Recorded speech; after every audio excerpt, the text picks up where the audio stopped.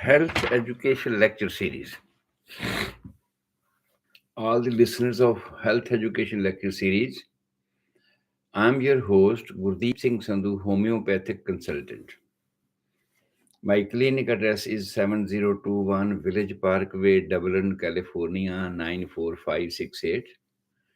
And my phone number is 408 687 1899. As you know, in these lecture series, we are discussing a systematic study of how the life is created from life and who takes part in this one. We have discussed about the part played by the man, part played by the female, and after that, how this life starts, and then after that, how this life develops. So, systematic, this study is going on. Until now, we have discussed the fertilization of the ovum, different stages of the development of the fetus, and after that, to be transferred from fallopian tube into the uterus. And when it is transferred into the uterus, at that time, what happens? All those conditions have been discussed.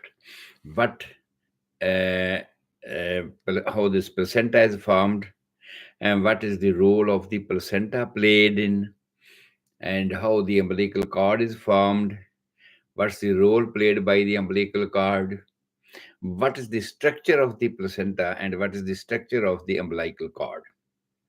All these things systematically, one by one, discussed. Those who are listening now and they want to listen the previous lectures, yes, they can go to the my YouTube channels and you can find out all these systematic studies over there, from menstruations of a female onward, and preparation of the ovum, preparation of the spermatozoas. Everything systematically has been discussed in these lectures and they are preserved into the YouTubes. Okay.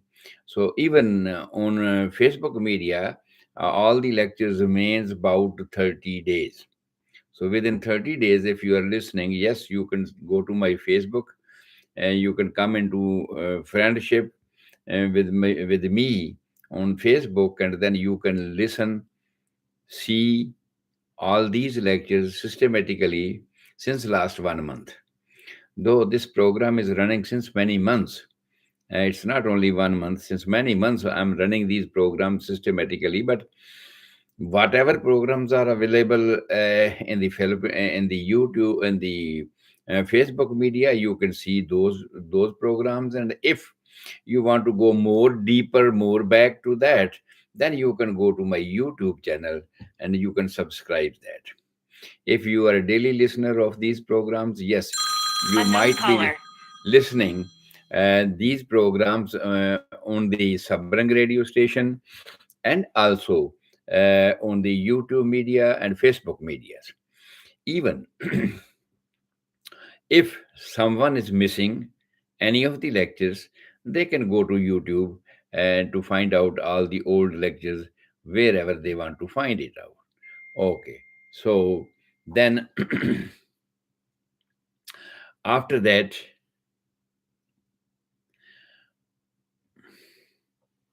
so today we have reached that the fetus is developing inside the mother's womb after 21 day of the first day of last menstruation. It has reached, and within 2 days it has been anchored into the inner layer of the uterus, that is the endometrium, but now it's decidua. About the decidua, I have already discussed in the previous lectures that there are three parts we have discussed: decidua basalis, decidua capsularis, and decidua vera. And what the purpose of this one, why these different names are given to the deciduas, and what they do in the regular development of the fetus. So all that thing has been discussed in the this process. So I hope all of you are aware of this one. And next thing, I request all of you to, if ever you are watching all these lectures and you like these lectures, please make aware your relatives, your friends, so that they can know about these lectures and they can listen all these things. Because this is not that if someone needs, someone wants to do some business or not. It is not like that, that you do not do want to this business, so you need not to listen about that. This is about your life. This is about your creations. This is about your running of the lives. And what are the problems you are facing since very beginning of the new life, that is from the uterus onward? What are the hurdles in the lives? All these things are we are discussing here.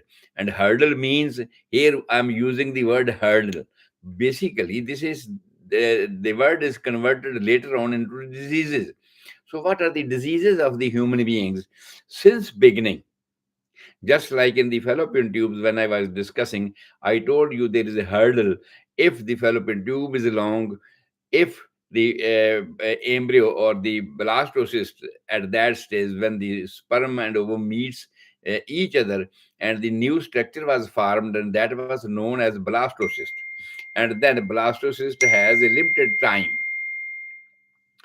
Blastocyst has a limited time to reach onto the uterus. But if it cannot reach in time into the uterus, at that condition, its size is developed.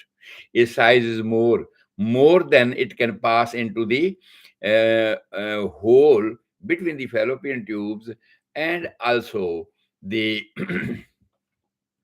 uterus, because that hole is only 1 millimeter.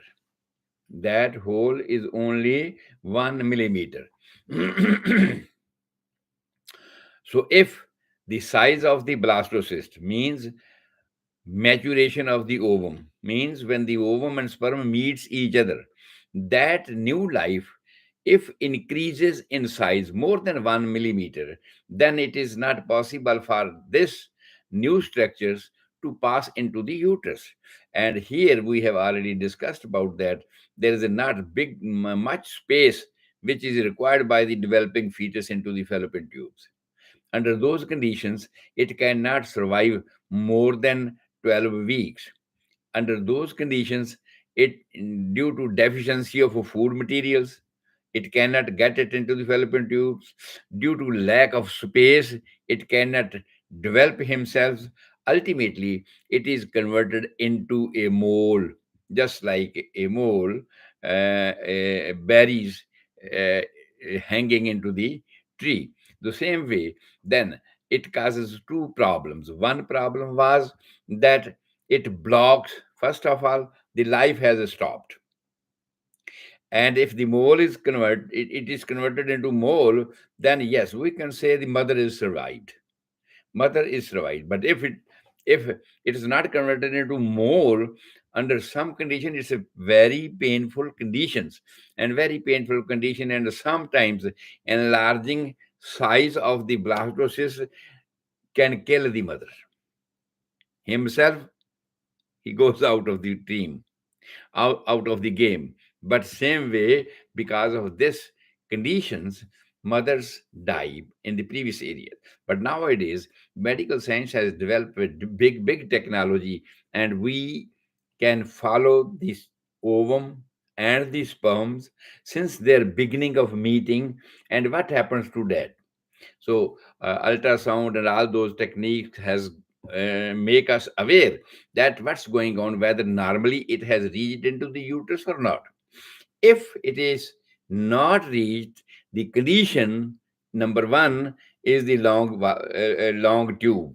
Number two, the excess development in size of the blastocyst. And number three, if it is inserted over there, because the normal development of the blastocyst, we know that there are finger-like projections develop outside of this structure. That is not of 1 millimeter even at that time. It is a big, smaller microscopic field. And ultimately, those finger-like projections, as they insert into the uterus, if it reaches into the uterus, But if it do not reaches into the uterus, means the size is increased, and he has to go a long way in the fallopian tubes, because the normal length of the fallopian tube is 10 to 12 centimeters. And if the tube is long, ultimately he has to suffer, he has to go more way to go. And ultimately, under those conditions, every minute every minute he is developing. The cells are developing 2 to 4, 4 to 8, 8 to 16, 16 to 32, like that. They are multiplying. And even if one day it stays more into the uterus, into the fallopian tubes, it is very difficult for the fertilized ovum to reach into the uterus.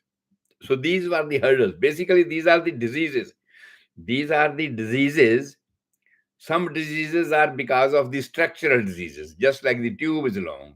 Other diseases are sometimes in the adult, we say the metabolic rates diseases. That is the thyroidism.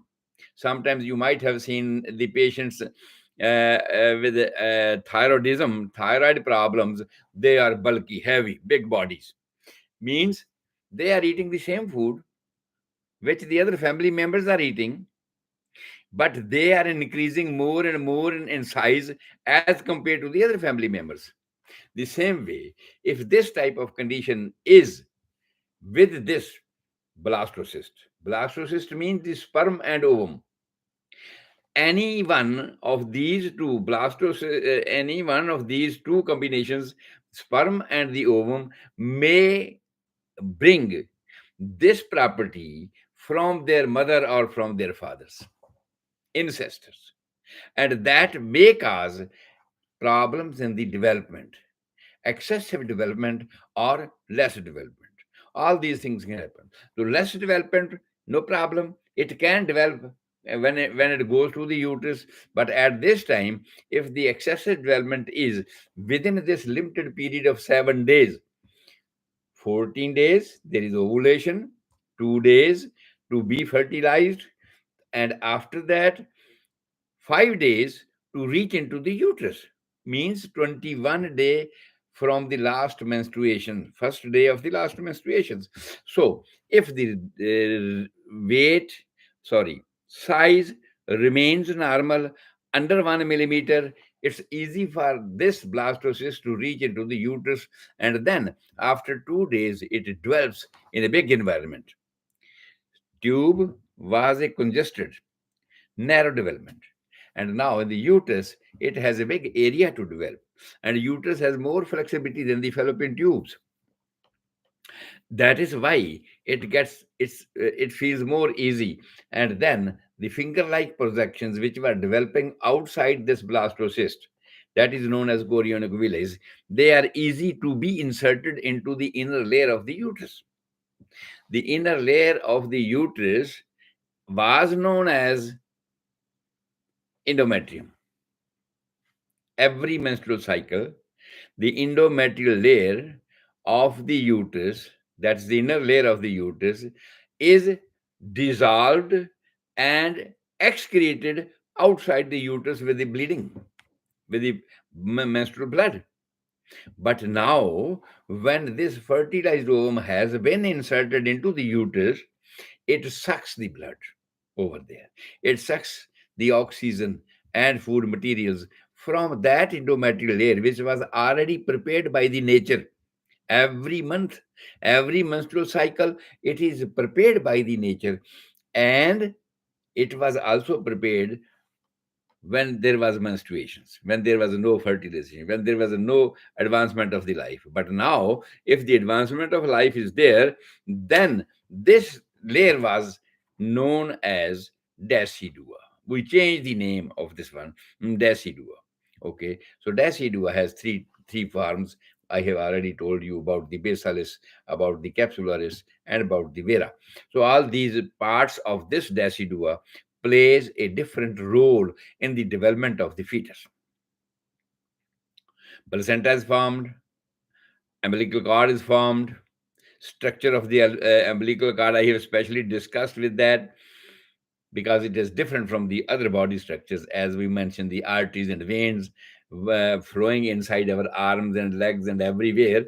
There is a different flow in the veins and different flow in the arteries that we have already discussed in the previous lectures. Here, in this way, when the placenta has started giving food to the fetus, at the same time, we have discussed that it works as an endocrine gland and produces a hormone that is known as progesterone. On the other hand, the remaining portion of the ovary from where the female ovum was coming out, female part, from the ovary of the female, the ovum was coming out, the remaining portion of the ovary was known as corpus luteum, from where the ova has come out. And that corpus luteum is also working as an endocrine gland and also produces the progesterone. So progesterone was produced by the corpus luteum. Progesterone was produced by the placenta. There are two parts of the progesterone. And these two parts work to develop the pregnancy forward. They give strength to the embryo to develop into the fetus. They give strength and diet, everything which is required for the developing fetus at this time. And also, we have discussed the chorionic villi by which this fetus was inserted into the inner layer of the uterus, that is now decidua. That also works as endocrine glands. That also works as endocrine gland and means it produces a hormone. And hormone is known as HCH, human chorionic hormone. And that human chorionic hormone has its significance to send a message back to the ovary that after the menstruations, your duty was to again restart the formation of the ovum. But now, as the pregnancy has started, as the chorionic villi are inserted into the decidua, so new life is developing. So you please stop the further development. Further development means if there is a menstruation, we have already discussed many times, if there is a complete menstruations, then after the cessation of flow of blood in the menstrual, in the ovary, there is again a reproduction from the germinal epithelium, from the inner layer of the ovary, that is known as inner layer of the uterus ovary. You can say they produced the germinal epitheliums, inner linings.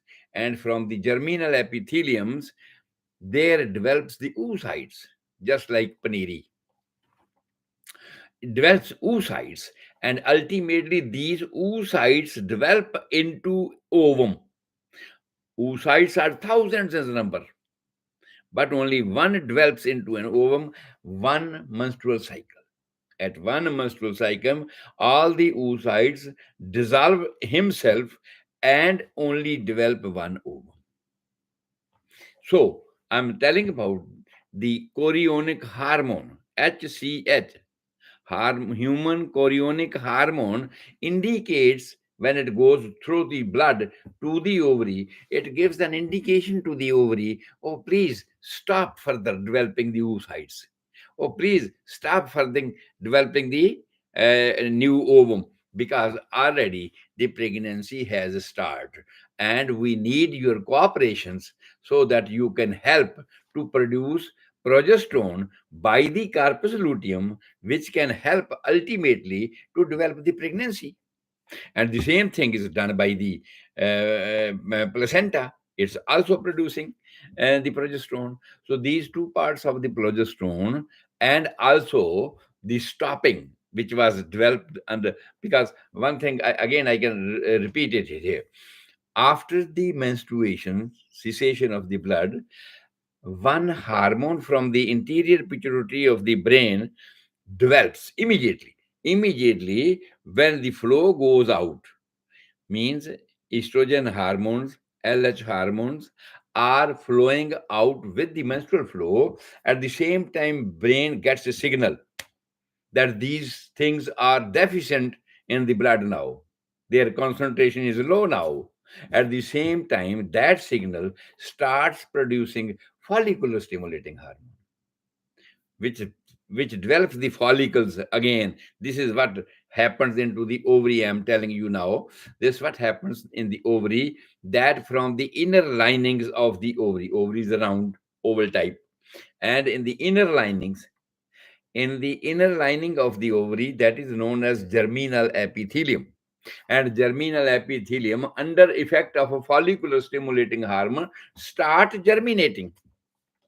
And what it germinates? Oocytes. Oocytes develops into ovum, and all the oocytes give up their power, give up their fluid to develop only one ovum. But here we are that the human chorionic hormone has sent the signal back to the ovary that you stop, please. Do not act according to the follicular stimulating hormone. Means the follicular hormone, it also sends a signal to the brain, because after the menstruation, brain is bound to get the information that the concentration of the estrogen hormone, concentration of the LH hormone is declining into the blood. That also gives him signal to produce follicular stimulating hormone. But when this human chorionic hormone is developed by the choriones, which by which this fetus is adjusted into the inner lining of the uterus, that sends the signal to the brain, oh boy, you stop preparing this follicular stimulating hormone. No need of developing the follicular stimulating hormone. Yes, follicular stimulating hormone will be used to develop the fetus now. In spite of developing the new oocytes, it will be needed to develop the fetus, develop the metabolic rate of the fetus. So ultimately, we have reached to this conclusion that all these things happens and the pregnancy starts in the uterus, and the pregnancy starts developing day by day, and the development is by cell to cell, chromosomes to chromosomes. 23 pairs, everybody know that. I have repeated many a times in these lectures that 23 pairs of chromosomes are of the sperm, 23 pairs of the chromosomes are of the ovum, and when they meet they becomes 46.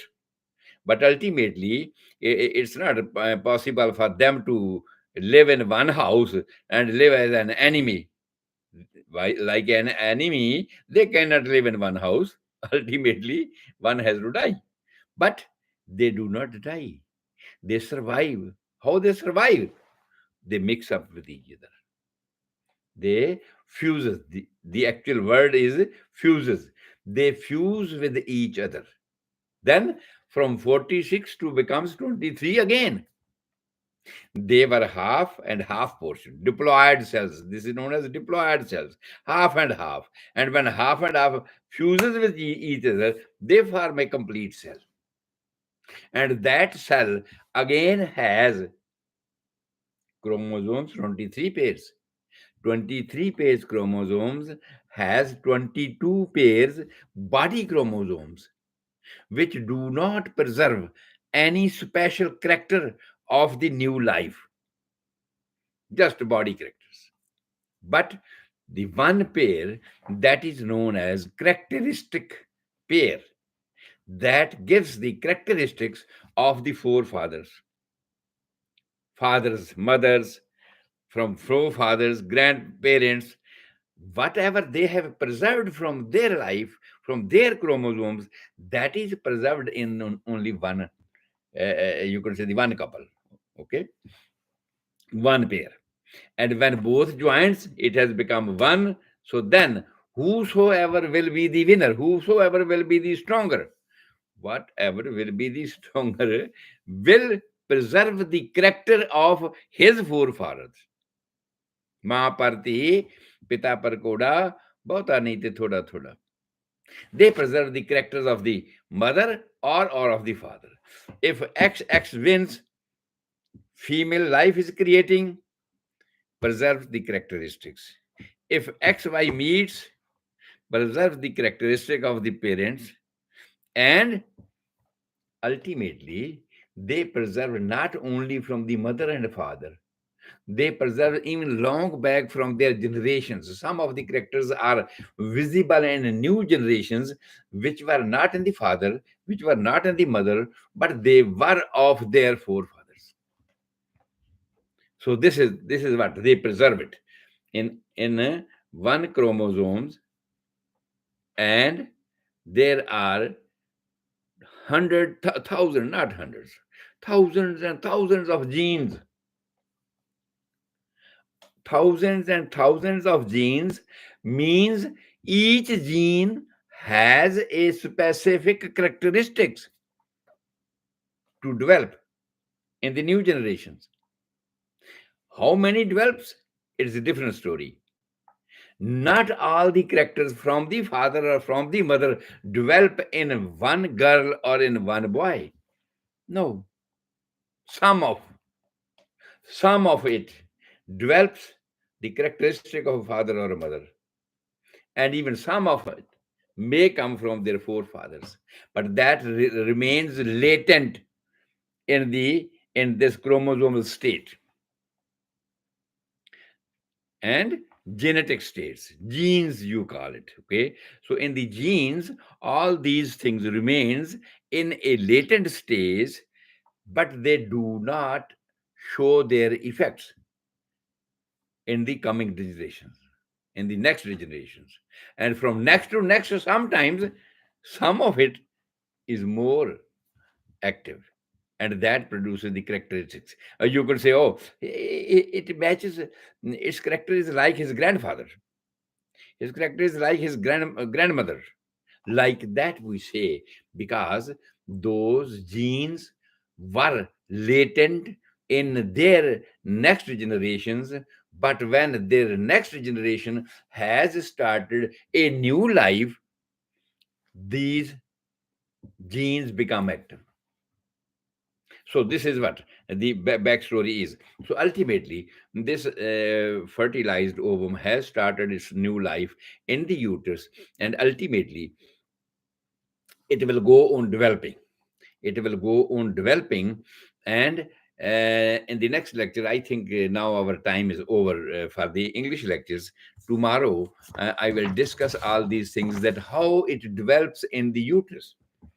A new embryo up to 12 weeks, how it develops in the uterus, why ladies are having morning sickness, vomiting. Pregnant ladies, mostly you might have seen that pregnant ladies are having vomiting, and those vomiting mostly starts sometimes in the first month, but rarely as it starts in the second month. And second to third month means 2 months are crucial for a lady when she get pregnant. Means up to 12 weeks, it's a complicated stage for her to have vomiting every morning. And sometimes these vomiting are increased in number and increased in length as well. And means they are not stopped even after the 12th week of pregnancy. Means after the third month of the pregnancy, they still vomit. That is known as hyperemesis gravidarum. And that's problem, because we are discussing the diseases, we are discussing the hurdles of the life. So this is also hurdle of the life, that sometimes due to retching, forceful vomiting, comes. And sometimes this, though nature has made it separate gap, it's a separate bag where this uterus is covered, a separate bag where this fetus is covered, but even then, when forcefully your abdomen works, it affects it. And sometimes, due to the weak insertion of the this fetus, there may be abortion. It may be detached from the inner lining of the uterus, from the decidua basalis.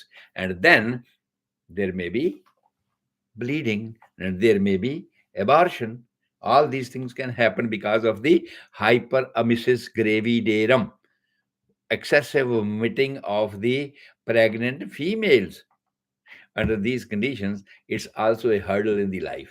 Means a disease, a disease under antenatal clinics, which is treated by the doctors when a pregnant lady regularly goes to visit the doctors for its pregnancy, and they find out that the vomitings are not reduced or not stopped even after the 12th week. Why it is stopped?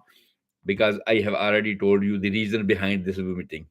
The inner linings of the placenta, that is spongy type of layer, plus the waste excreta of the fetus, that is going back to the mother, that is not acceptable by the mother.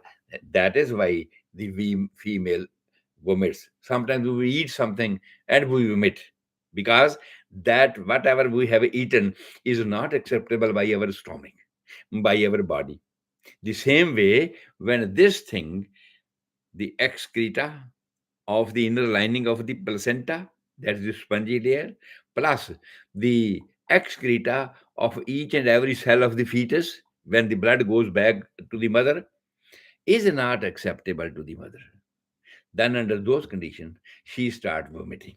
And this vomiting, because on the first very day, first 14 days, there is no pregnancy. First 14 days, no lady knows about that. Nobody knows about that there is a pregnancy. It's normal routine. But when she get pregnant, then these 14 days are also considered the part of the pregnancy, because no ova met the spermatozoa. It means no pregnancy. But all the creations, all the activities in the ovary, and all the activity and creations in the uterus go on developing to welcome the pregnancy. But mostly, there is no pregnancy. In whole life, a lady gives birth to 4, 5, 6, 7 children. But a lady has menstrual period every month for about 40 years of his fertile life, from 10 to 12 years up to 45 years. You can count it about 480. But she gives birth to only 5 children or 6 children, even nowadays 2 children. So by all other menstruation, nature do not know whether you will give birth 2 children, 1 children, or more children. And now it has become upon the ladies from the couple that they want to give birth more children or not. But nature do not follow you. You have to follow that. Nature do not follow this thing, but she continue its process, developing in the ovary, development in the uterus, so that if there be pregnancy, I should be ready. Okay, so this is what we have to discuss it now in the Hindi lecture. The same thing, perhaps all of you know that this is the time of Hindi lectures after 5 o'clock. Hindi सुनने वाले तमाम श्रोताओं को Gurdeep Singh Sandhu homeopathic consultant की ओर से बड़े प्यार और सत्कार से सत श्री अकाल। मैं हाजिर हूं आपका रोजाना का show health education lecture series लेकर। आप जानते हैं कि इस हेल्थ एजुकेशन लेक्चर सीरीज में हम लोग आपके साथ साझा कर रहे हैं कि ये जीवन कैसे बना, और जीवन जो कैसे बना तो अब आगे जीवन कैसे चला, एक आदमी और औरत हमें समझ आती है। यहां से हम शुरू कर लेते हैं, डार्विन की थ्योरी को पीछे छोड़ देते हैं। हम ये समझते हैं कि हम जानते हैं कि एक माँ है, एक बाप है, एक औरत है, एक आदमी है, और एक औरत और आदमी के मिलन से आगे जीवन, यही हमारी लिमिट है। यहीं से लिमिट शुरू करके हमारी मीन्स मेडिकल साइंस की। So medical science is not a research of the previous things. Medical science is the research what's going on and why it's going on and how we can stop that. At this time अब क्या हो रहा है, क्यों हो रहा है, इसको कैसे रोका जा सकता है? ये मेडिकल साइंस का प्रोवोगेटिव है, ये मेडिकल साइंस का काम है। और उस मेडिकल साइंस के काम से हम शुरू करते कहाँ से? आदमी और औरत से। और आदमी और औरत के आपस में मिलने से स्पर्म कैसे पैदा होते हैं, ये सब डिस्कस किया जा चुका, बहुत लंबे लेक्चर हो चुके इस पर। ओवम कैसे पैसा पैदा होता है, हर महीने पैदा होता है, वो कैसे होता है, वो सब डिस्कस हो चुका है इन प्रोग्रामों में। अल्टीमेटली इन प्रोग्रामों में हम यहाँ तक आगे आ चुके हैं कि भाई ये जो नया बच्चा बनना शुरू हुआ, ये जो नई प्रेगनेंसी, नया जीवन शुरू हुआ, वो अल्टीमेट सब हर्डल पार करते हुए फैलोपियन ट्यूब में जो उसकी रुकावटें आई थी, जो उसको ट्यूबल जेस्टेशन हुआ था, जो एक्स्ट्रा यूट्राइन प्रेगनेंसी हुई थी, ये बीमारियां हैं सभी जो मैं बोल रहा हूँ, ये प्रॉब्लम्स हैं प्रेगनेंसी की, ये हुई थी, ये निकल गए, उससे आगे चले गए हम, आगे बच्चेदानी में पहुंच गए। और बच्चेदानी में मैंने आपको पिछले लेक्चरों में बता दिया था कि भाई प्लेसेंटा कैसे बनता है, ऑल कैसे बनती है, प्लेसेंटा का स्ट्रक्चर क्या होता है, ऑल का स्ट्रक्चर क्या होता है, उसमें जो डिफरेंसेस थे, आम जो बॉडी का हमारा नॉर्मल चलन है, आर्टरी का, वेन्स का, दिल से खून लेकर सभी सेलों तक को पहुँचाने वाली जो होती हैं, उनको आर्टरी बोलते हैं। आर्टरी ऐसे होती हैं जैसे जीटी रोड होती है, उसमें कोई लाइटें नहीं होती, रुकावट नहीं होती। और जो वेन्स होती हैं वो ऐसे होती हैं जैसे स्ट्रीट की रोड्स होती हैं, थोड़ी-थोड़ी देर बाद रुकावट आती है। इन दोनों में अंतर है।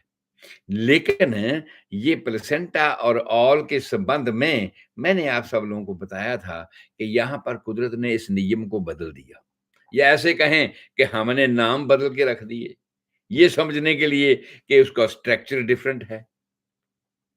बंदा तो वही है, बंदा तो वही है, लेकिन अब ये भर्ती हो गया फौज में, इसने फौज की वर्दी पहन ली, अब इसका काम और हो गया। पुलिस में चला गया, इसका काम और हो गया है। अब ये प्रधानमंत्री बन गया तो इसका काम और हो गया है। तो मेरे कहने से मतलब ये है, ये जो सिस्टम हम लोगों ने आप सब लोगों के साथ डिस्कस किया था, वो ये था कि ये जो प्रेगनेंसी फैलोपियन ट्यूब से होते हुए अल्टीमेट यूट्रस में पहुंच गई थी, वहां पर प्लेसेंटा बन गया था जिसको हम ऑल बोलते हैं। और उसके बाद जो अम्बिलिकल कॉर्ड बन गई थी, और इसमें आगे जीवन चलना शुरू हुआ था। और फिर जो अंदर का लेयर था बच्चेदानी का, जिसको हमने पहले इंडोमेट्रियम कहा था, उसके बाद इसको अब प्रेगनेंसी हो गई। इंडोमेट्रियम की बात तो हमेशा हर महीने चलती है, लेकिन अब क्या है, अब इसका नाम हो गया डेसिडुआ। उसकी डिटेल हम इंग्लिश के लेक्चर में भी दे चुके हैं, और पहले इससे बहुत बार इन प्रोग्रामों में दे चुके हूँ, क्योंकि मेरा काम ये नहीं है कि मैं फटाफट क्योंकि ये जो जीवन से जीवन की उत्पत्ति और उसका आगे चलन, जीवन के आखिरी श्वास तक मैंने लेकर जाना है। अगर मेरी ज़िंदगी रही, तो इसको ऐसे ही मैंने बोलते रहना है, क्योंकि आदमी 100 साल भी जी सकता है ना, आदमी 90 साल भी जी सकता है ना। एंड ऑफ लाइफ तक रास्ते में हर उम्र की, बच्चा होता है ना तो अलग बीमारियां होती हैं। अब बच्चे से हुंदड़ हेल हो जाता है तो उसकी अलग बीमारियां होती हैं। अब हुंदड़ हेल से जवान हो जाता है तो फिर उसकी अलग बीमारियां हैं। जवानी से बूढ़ा हो जाता है तो उसकी अलग बीमारियां हैं। तो ये सब चीज़ें डिस्कस करते हुए सिस्टमैटिक मैंने आगे चलना है। इसीलिए मैं चाहता हूँ कि भई आप ज़्यादा से ज़्यादा जितने लोग भी इन प्रोग्रामों को सुन रहे हैं, वो आगे अपने दोस्तों, मित्रों को, रिश्तेदारों को, जिनको आप जानते हैं, प्यार करते हैं, कि वो भी इस नॉलेज से वाबस्ता हो सकें। वो भी ये नॉलेज को रख सकें कि भई हम पैदा कैसे हुए?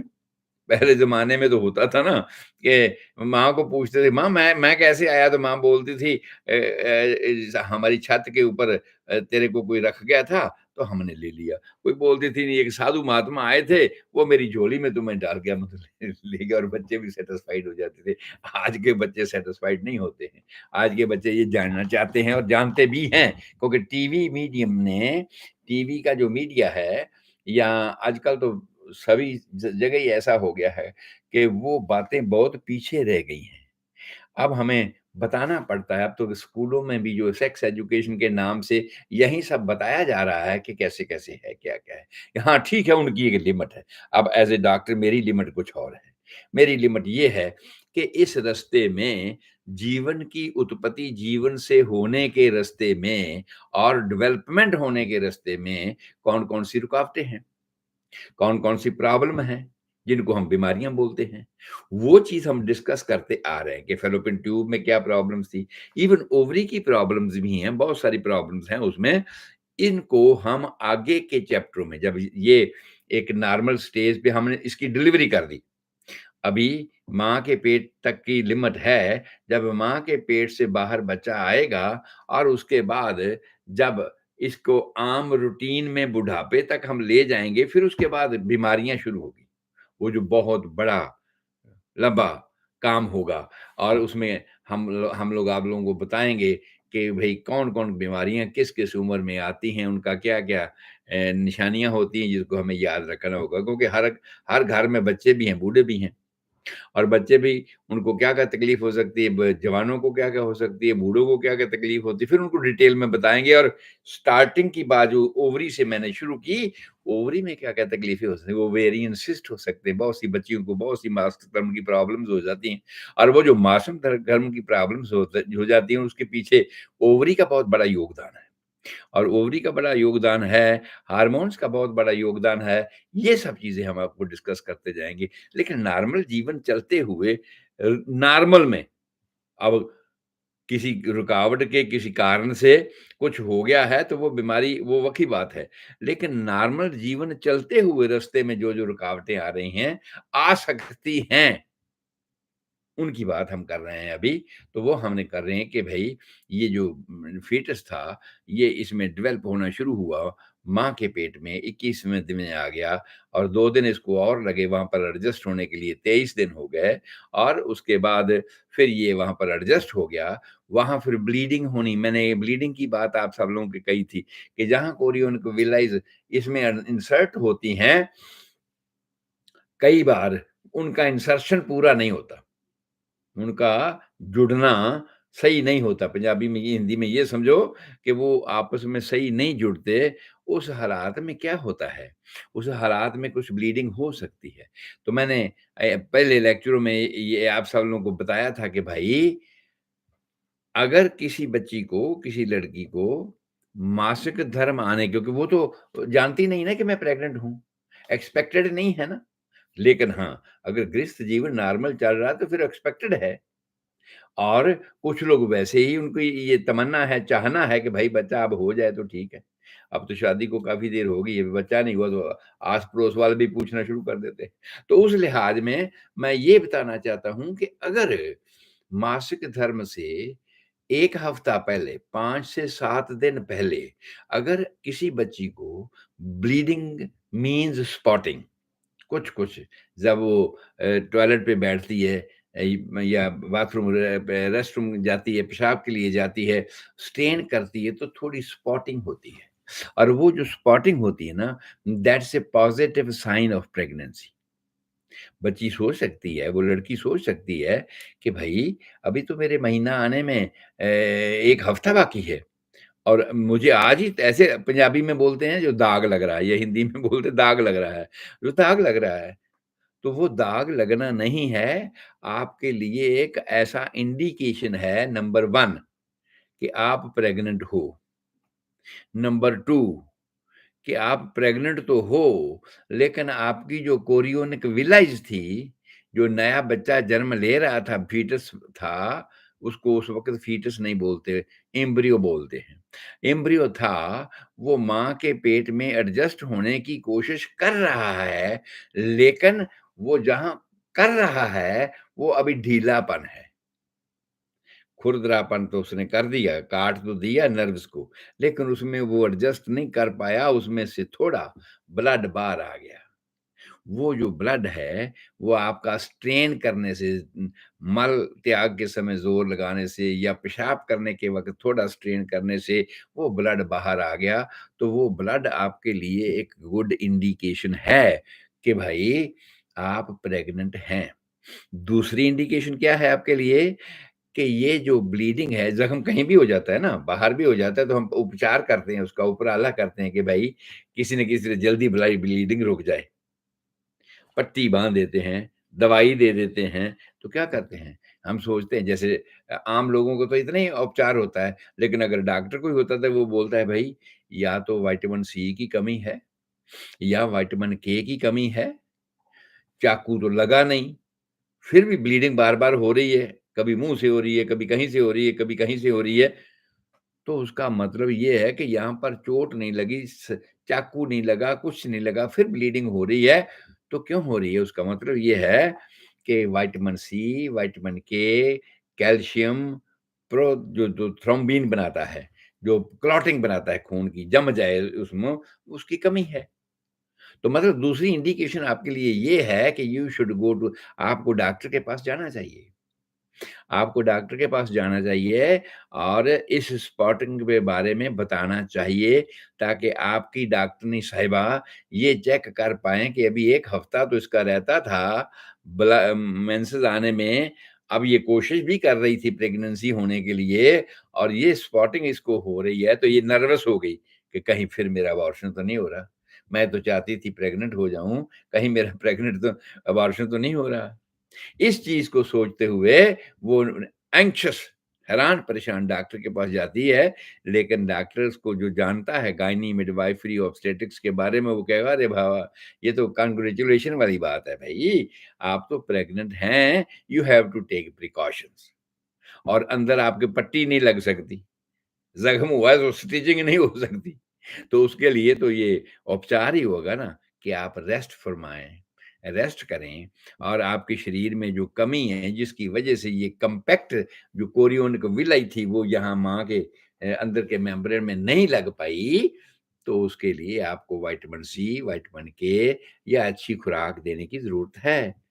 ताकि ये सब चीज़ें कैल्शियम वगैरह पूरा हो जाए, वो ब्लीडिंग दोबारा ना आए। पर मैंने यहाँ पर ये भी बताया था कि कुछ हालतों में कुछ कंडीशनें ऐसी हो जाती हैं कि जिसमें बच्चियों को जो ये जो स्पॉटिंग है, मैं ब्लीडिंग नहीं कह रहा।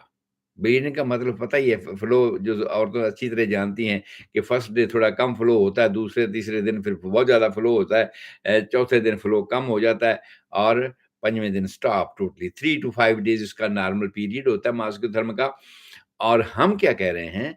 हम ये कह रहे हैं कि इस हालात में अगर वो ब्लीडिंग जो मेंसेस आने से 5-7 दिन पहले हुई थी, वो अगर रेगुलर रहती है, तो उस लिहाज से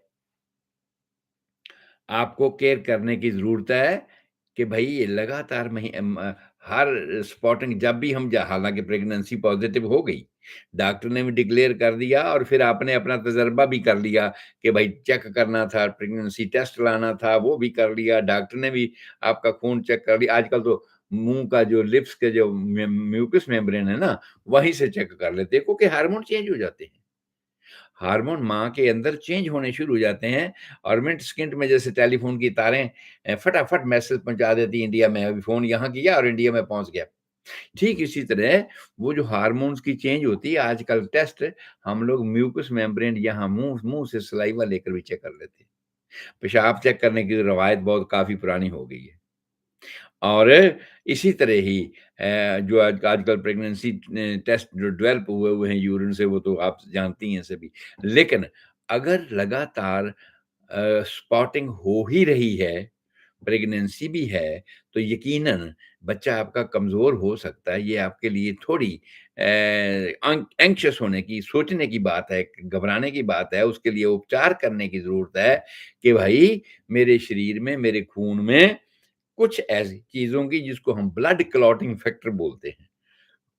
ब्लड क्लॉटिंग फैक्टर की कोई न कोई कमी है, जिसकी वजह से ऐसा हो रहा है कि मेरा बच्चा पूरी तरह अंदर के लेयर में कॉम्पैक्ट नहीं हुआ।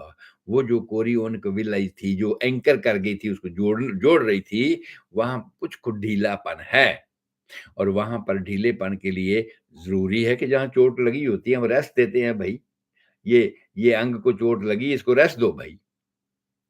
बेशक कुदरत ने उसके लिए एक वखरा कैंपस बनाया है, जिसको लेसर सैक ऑफ पेरिटोनियम बोलते हैं या ब्रॉड लिगामेंट बोलते हैं, पेल्विक एरिया में बच्चे को सँभालने के लिए, या बच्चेदानी है, ओवरी है, फैलोपियन ट्यूब है, इन सब को सँभालने के लिए कुदरत ने एक वखरा कैंपस, वखरा गिलाफ तैयार किया है, उसके अंदर रहता है, जिसका पेट के साथ संबंध नहीं होता। लेकिन ऐसा होता है ना कि अगर पड़ोसियों के घर में कोई प्रोग्राम हो, तो पड़ोसियों के जितने भी रिश्तेदार आएँगे, उनकी कारें तो आपका भी रास्ता ब्लॉक कर देंगी।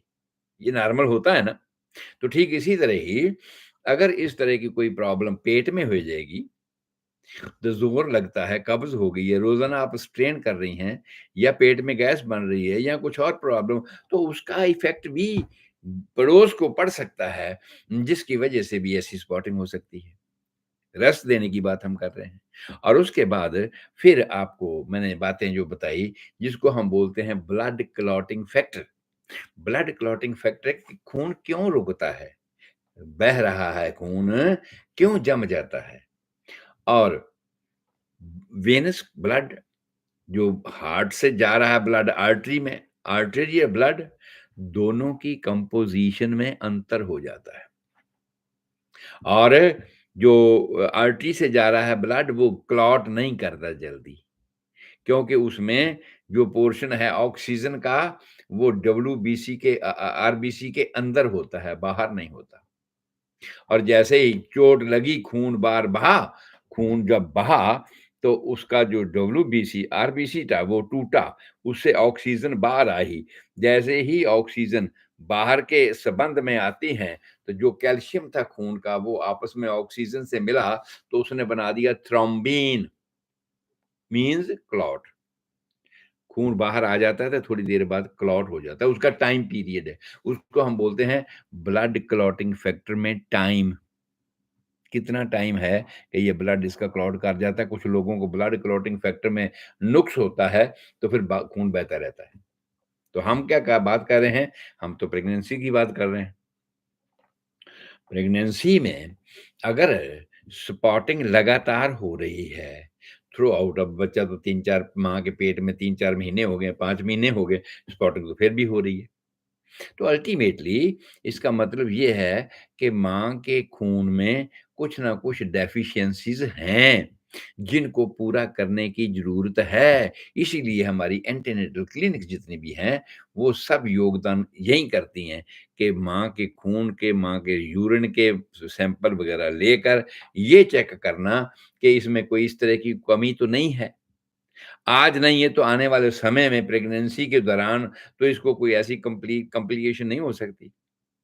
तो ये सब चीज़ें जो है ना सेट करने के लिए हमारी एंटीनेटल क्लिनिक जो है पार्ट प्ले कर रही हैं। तो मैं क्या बात कर रहा हूँ कि अगर ये स्पॉटिंग, अगर तो पहली दफ़ा स्पॉटिंग हुई है और मासिक धर्म आने के पहले मासिक धर्म हो चुका है, अब नहीं आया, प्रेगनेंसी हो गई है। उसके बाद मासिक धर्म आने से 5-7 दिन पहले जो स्पॉटिंग होती है, ये पॉज़िटिव साइन है प्रेगनेंसी का। पर लेकिन ये स्पॉटिंग रुक-रुक कर अगर 2 महीने, 3 महीने, 4 महीने आ ही रही है, तो इसका कारण है कि माँ के ब्लड के क्लॉटिंग फैक्टर में कोई नुक्स है, उसके लिए रेस्ट तो ज़रूरी है ही है, उसके लिए उसकी खुराक भी उस तरह की होनी चाहिए, जिसमें कैल्शियम पूरा हो, विटामिन पूरा हो, विटामिन सी पूरा हो, विटामिन के पूरा हो। विटामिन सी और विटामिन के एक ऐसे फैक्टर हैं, जो क्लॉटिंग को प्रमोट करते हैं, जो खून को जमाने में मदद करते हैं। जैसे ईंट में ईंटें होती हैं ना, तो सीमेंट लगाते हो ना, तो सीमेंट ईंटों को जोड़ देता है। विटामिन सी का यही काम है। और क्या, विटामिन के का काम जो है, वो इस चीज़ को पूरी तरह पलस्तर कर देता है। अगर ऐसा ना हुआ, तो फिर विस्फोटन होती रहती। तो मतलब क्या हुआ मेरा कहने से, कि जीवन के रास्ते में एक ऐसी रुकावट है, अगर माँ के खून में कोई कमी-पेशी है, तो उसके हिसाब से भी ये स्पॉटिंग लगातार होती रह सकती है। और जैसे-जैसे बच्चा 6-7 महीने का होता है, basically after 20 weeks of pregnancy means जो 5 महीने हो गए, ठीक है? 5 महीने के बाद आम तौर पे ये ब्लीडिंग रुक जाती है। पर अगर उपचार नहीं किया आपने तो फिर रुक गई है, तो उसका मतलब क्या है कि बच्चे का साइज़ बढ़ गया, अब उसको लीकेज के लिए जगह नहीं बची, जिसकी वजह से ऐसा हो रहा है, पर कमी है। दूसरी बात, इस हालात से बच्चे की डेवलपमेंट नॉर्मल नहीं होगी। उसको पूरा करने के लिए ज़रूरी है कि हम लोग इसको ट्रीट करें, इसका उपचार करें, ताकि ये सब ऐसा हो सके। उसके बाद ये डेवलपमेंट के रास्ते में जो आने वाली बात थी, मैंने आप सब लोगों को बताई। उसके बाद एक और बात मैंने आपको बताई थी कि जो डेसिडुआ वेरा है, बाकी बच गया। एक तो था ना डेसिडुआ बेसालिस, जहाँ पर आकर बच्चेदानी में ये नया जीवन लगा था। दूसरा वो था जिसको हमने कैप्सुलरिस कहा था, कि वो जो एक जगह चुभा, दूसरी जगह का जो बाहर अंदर का लेयर था, वो इकट्ठा हो गया।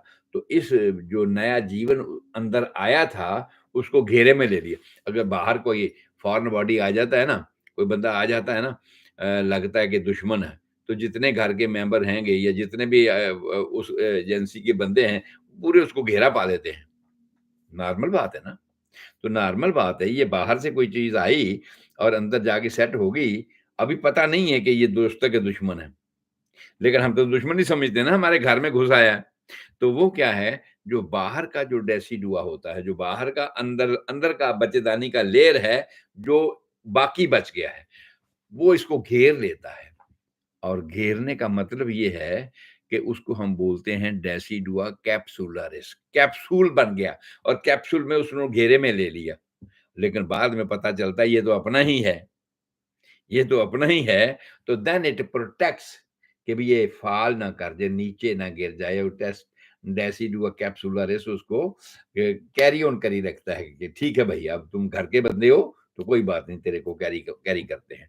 तो उसके बाद डेसिडुआ वेरा की हमने बात आपसे की थी कि डेसिडुआ वेरा जो है बाकी बच गया, पूरी बच्चेदानी का हिस्सा। जैसे-जैसे बच्चा डेवलप हो रहा है, वो पूरा-पूरा बच्चेदानी का अंदर का हिस्सा ऑक्यूपाई कर रहा है, बच्चेदानी फैल रही है और नीचे फिर कुछ बच जाता है जो बाकी उस लिहाज में जो है वो पूरा प्रेस होता रहता है। जैसे-जैसे बच्चा बढ़ा, वो ड ड डेसी ਜਿਹੜਾ डेसिडुआ कैप्सुलरिस था और डेसिडुआ वेरा था, उनकी दीवारें आपस में रगड़ रही हैं। उनकी दीवारें आपस में रगड़ रही हैं, तो इस हिसाब से वो प्रेस होंगी, तो उनमें जो खून है, उसमें जो म्यूकस है, जो चर्बी है, खुराक है, वो सब प्रेस होकर बाहर निकलेंगी। तो बच्चियों को आम तौर पे प्रेगनेंसी के दौरान कई बार 7वें-8वें महीने थोड़ा म्यूकस आनी शुरू हो जाती, जेली सी आनी शुरू हो जाती और जो नई बच्ची है वो परेशान हो जाती है कि भई ये क्या हो रहा है? हैं? कहीं कोई नुक्स तो नहीं है ऐसा? क्योंकि बच्चेदानी का जो सर्विक्स है, जो नीचे का जो हिस्सा है उसको सर्विक्स बोलते हैं। पतला सुराही की तरह होता है वो। जैसे सुराही की गर्दन होती है ना, सुराही की गर्दन की तरह होता है और ये तो बंद होता है, ये तो कुदरत ब्लॉक कर देती है उसमें उसमें फैट, चर्बी वगैरह भर के उसको ब्लॉक कर देती है कि रास्ता ब्लॉक है। अब कोई स्पर्म नहीं आ सकता क्योंकि लोग सेक्स तो तब भी करते रहते हैं ना, स्पर्म तो फिर भी जा सकते हैं, लेकिन ये कुदरत उसको ब्लॉक कर देती है कि नहीं, अब स्पर्म ऊपर नहीं जाएँगे, अब रास्ता वहाँ का ब्लॉक है। लेकिन ये जो मैंने कहा आपको कि जैसे ही डेसिडुआ वेरा बच्चा बढ़ना शुरू हुआ और डेसिडुआ वेरा जो बाकी हिस्से का पोर्शन था अंदर का लाइनिंग, वो प्रेस हो गई और उससे निकलना शुरू हो गया म्यूकस। उसमें जो भी नपोड़ो या नपो, उससे कुछ ना कुछ तो निकलेगा ना किसी न चीज़ से। तो वो जो निकलना शुरू हुआ, वो म्यूकस जेली टाइप सब्सटेंस आम तौर पे निकलना शुरू हो जाता है, जो ज़्यादातर 7वें 6वें 7वें महीने के बाद होता है। महीने का प्रेगनेंसी का भी आखिरी टाइम आ रहा है और उस वक़्त ये जेली वगैरह निकलनी शुरू हो जाती है। लेकिन हाँ, जब 9वें महीने में अगर ऐसा होता है, तो ये कुदरत का एक सिग्नल है कि अब वो रास्ता माँ नेचर खोलना चाहती है।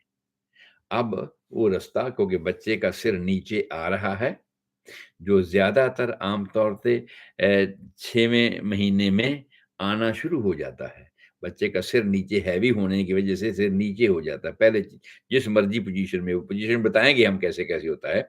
लेकिन जब नीचे आता है, तो वो प्लग अप कर देता है नीचे को, रास्ते को ब्लॉक कर देता है और जैसे-जैसे वो प्रेस करता है, वैसे-वैसे वहाँ से वो म्यूकस डिस्चार्ज वग़ैरह, अगर वो 9वें महीने में आना शुरू हो जाता है, 8वें महीने में आना शुरू हो जाता है, तो दैट्स अ नॉर्मल सिम्पटम कि भाई कुदरत उस रास्ते को अब खोलना चाहती है, जो उसने प्लग करके रखा था कि नहीं नीचे से अब कोई चीज़ ना आए, वो प्लग था।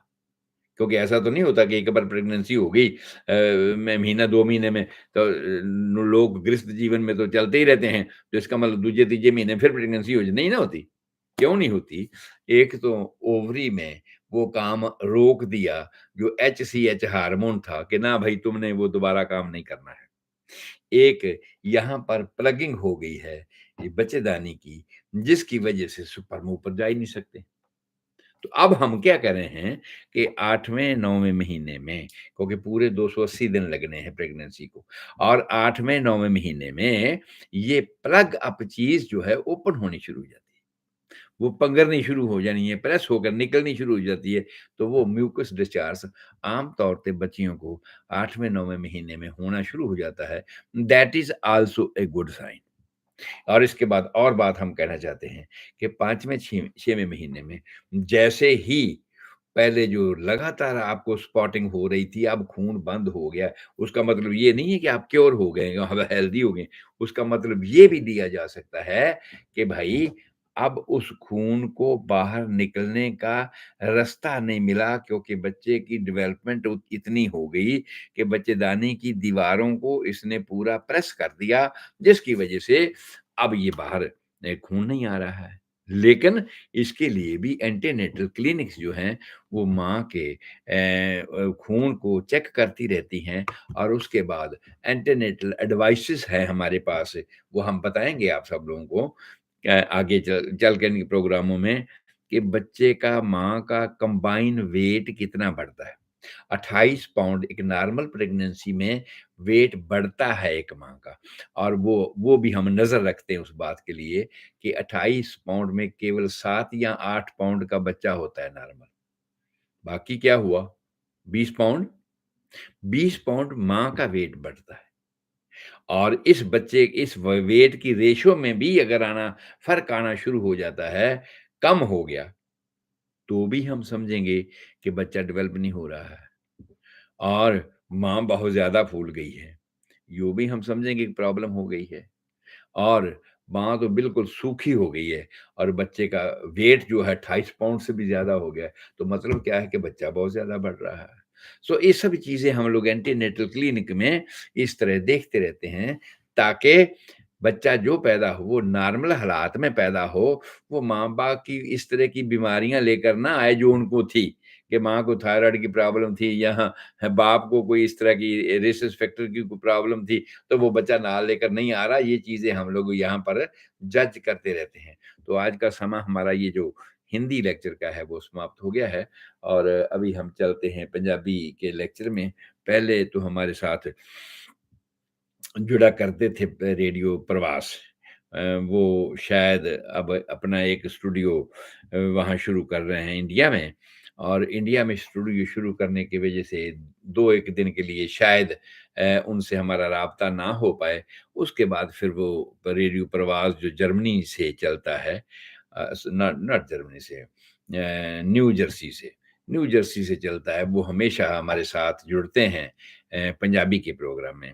और पंजाबी के प्रोग्राम में अभी वो नहीं जुड़ेंगे, अभी प्रोग्राम जो है पर फ़ेसबुक पर, यूट्यूब पर और सब रंग रेडियो स्टेशन पर आप मेरा देख रहे हैं और इसी तरह देखते रहेंगे।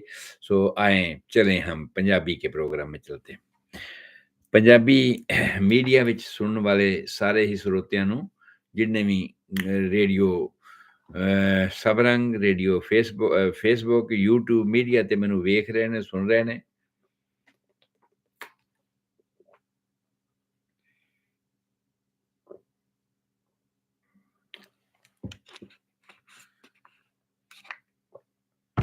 ਸਾਰਿਆਂ ਦਾ ਬਹੁਤ ਧੰਨਵਾਦ ਹੈ।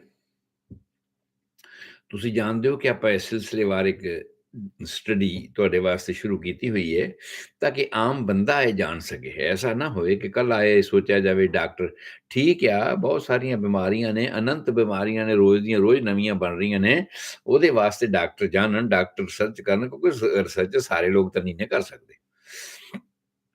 ਪਰ ਜੀਵਨ ਨਾਲ ਸੰਬੰਧਿਤ ਡੇ ਟੂ ਡੇ ਰੋਜ਼ਾਨਾ ਦੀਆਂ ਜਿਹੜੀਆਂ ਘਟਨਾਵਾਂ ਹਨ, ਜੋ ਇੱਕ ਰੂਟੀਨ 'ਚ ਵਾਪਰਦੀਆਂ ਹਨ, ਜਿਵੇਂ ਤੁਸੀਂ ਵੇਖਿਆ ਸੀ ਨਾ ਕਿ ਮਾਤਾ ਜੀਵਨ 'ਚ ਇੱਕ ਵਾਰ ਨਿਕਲਦੀ ਨੂੰ ਖਸਰਾ ਕਹਿੰਦੇ ਆ, ਮੀਜ਼ਲਸ ਕਹਿੰਦੇ ਆ। ਇਹ ਇੱਕ ਵਾਰ ਨਿਕਲਦੀ ਮਤਲਬ ਇਹੋ ਜਿਹੀਆਂ ਬਹੁਤ ਸਾਰੀਆਂ, ਬੇਸ਼ੱਕ ਅੱਜ ਕੱਲ੍ਹ ਉਹ ਨਹੀਂ ਹਨ ਕਿਉਂਕਿ ਅਸੀਂ ਵੈਕਸੀਨੇਸ਼ਨ ਦੇ ਨਾਲ ਉਸ ਨੂੰ ਦਬਾ ਦਿੱਤਾ ਹੈ।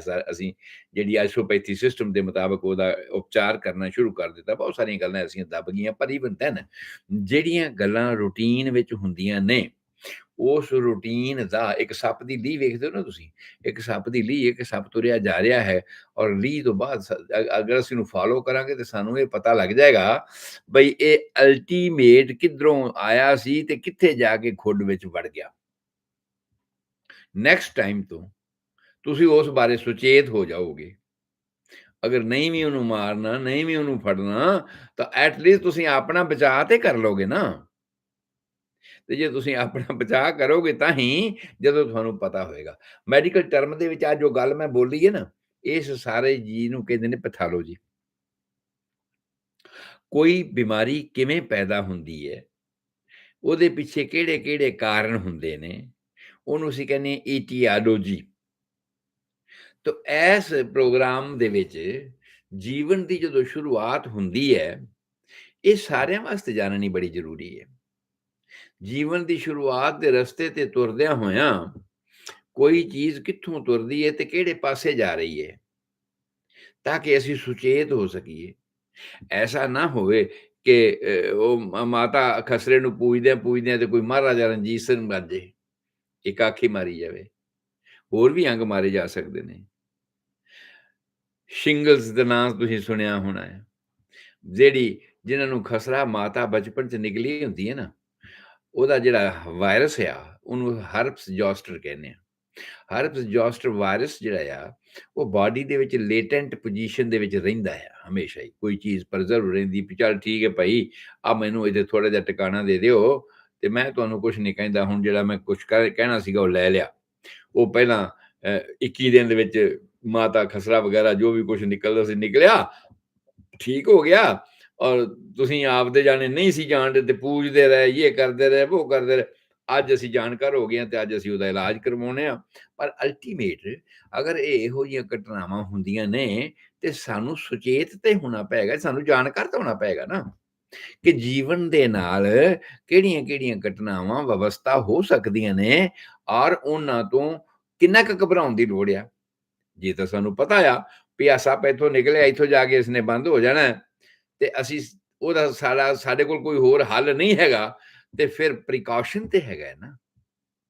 ਕਿਸੇ ਵੀ ਬਿਮਾਰੀ ਬਾਰੇ ਅਗਰ ਅਸੀਂ ਜਾਣਦੇ ਹਾਂ ਭਈ ਇਹ ਇੱਥੋਂ ਸ਼ੁਰੂ ਹੁੰਦੀ ਹੈ, ਇਸ ਤਰ੍ਹਾਂ ਸ਼ੁਰੂ ਹੁੰਦੀ ਤੇ ਇੱਥੇ ਚਲੀ ਜਾਂਦੀ, ਮੰਨ ਲਿਆ ਜੇ ਸਾਡੇ ਕੋਲ ਉਪਚਾਰ ਨਹੀਂ, ਪ੍ਰੀਕਾਸ਼ਨ ਤੇ ਹੈ ਨਾ। ਅਸੀਂ ਉਹਦਾ ਪ੍ਰੀਕਾਸ਼ਨ ਤੇ ਕਰ ਸਕਦੇ ਹਾਂ ਨਾ।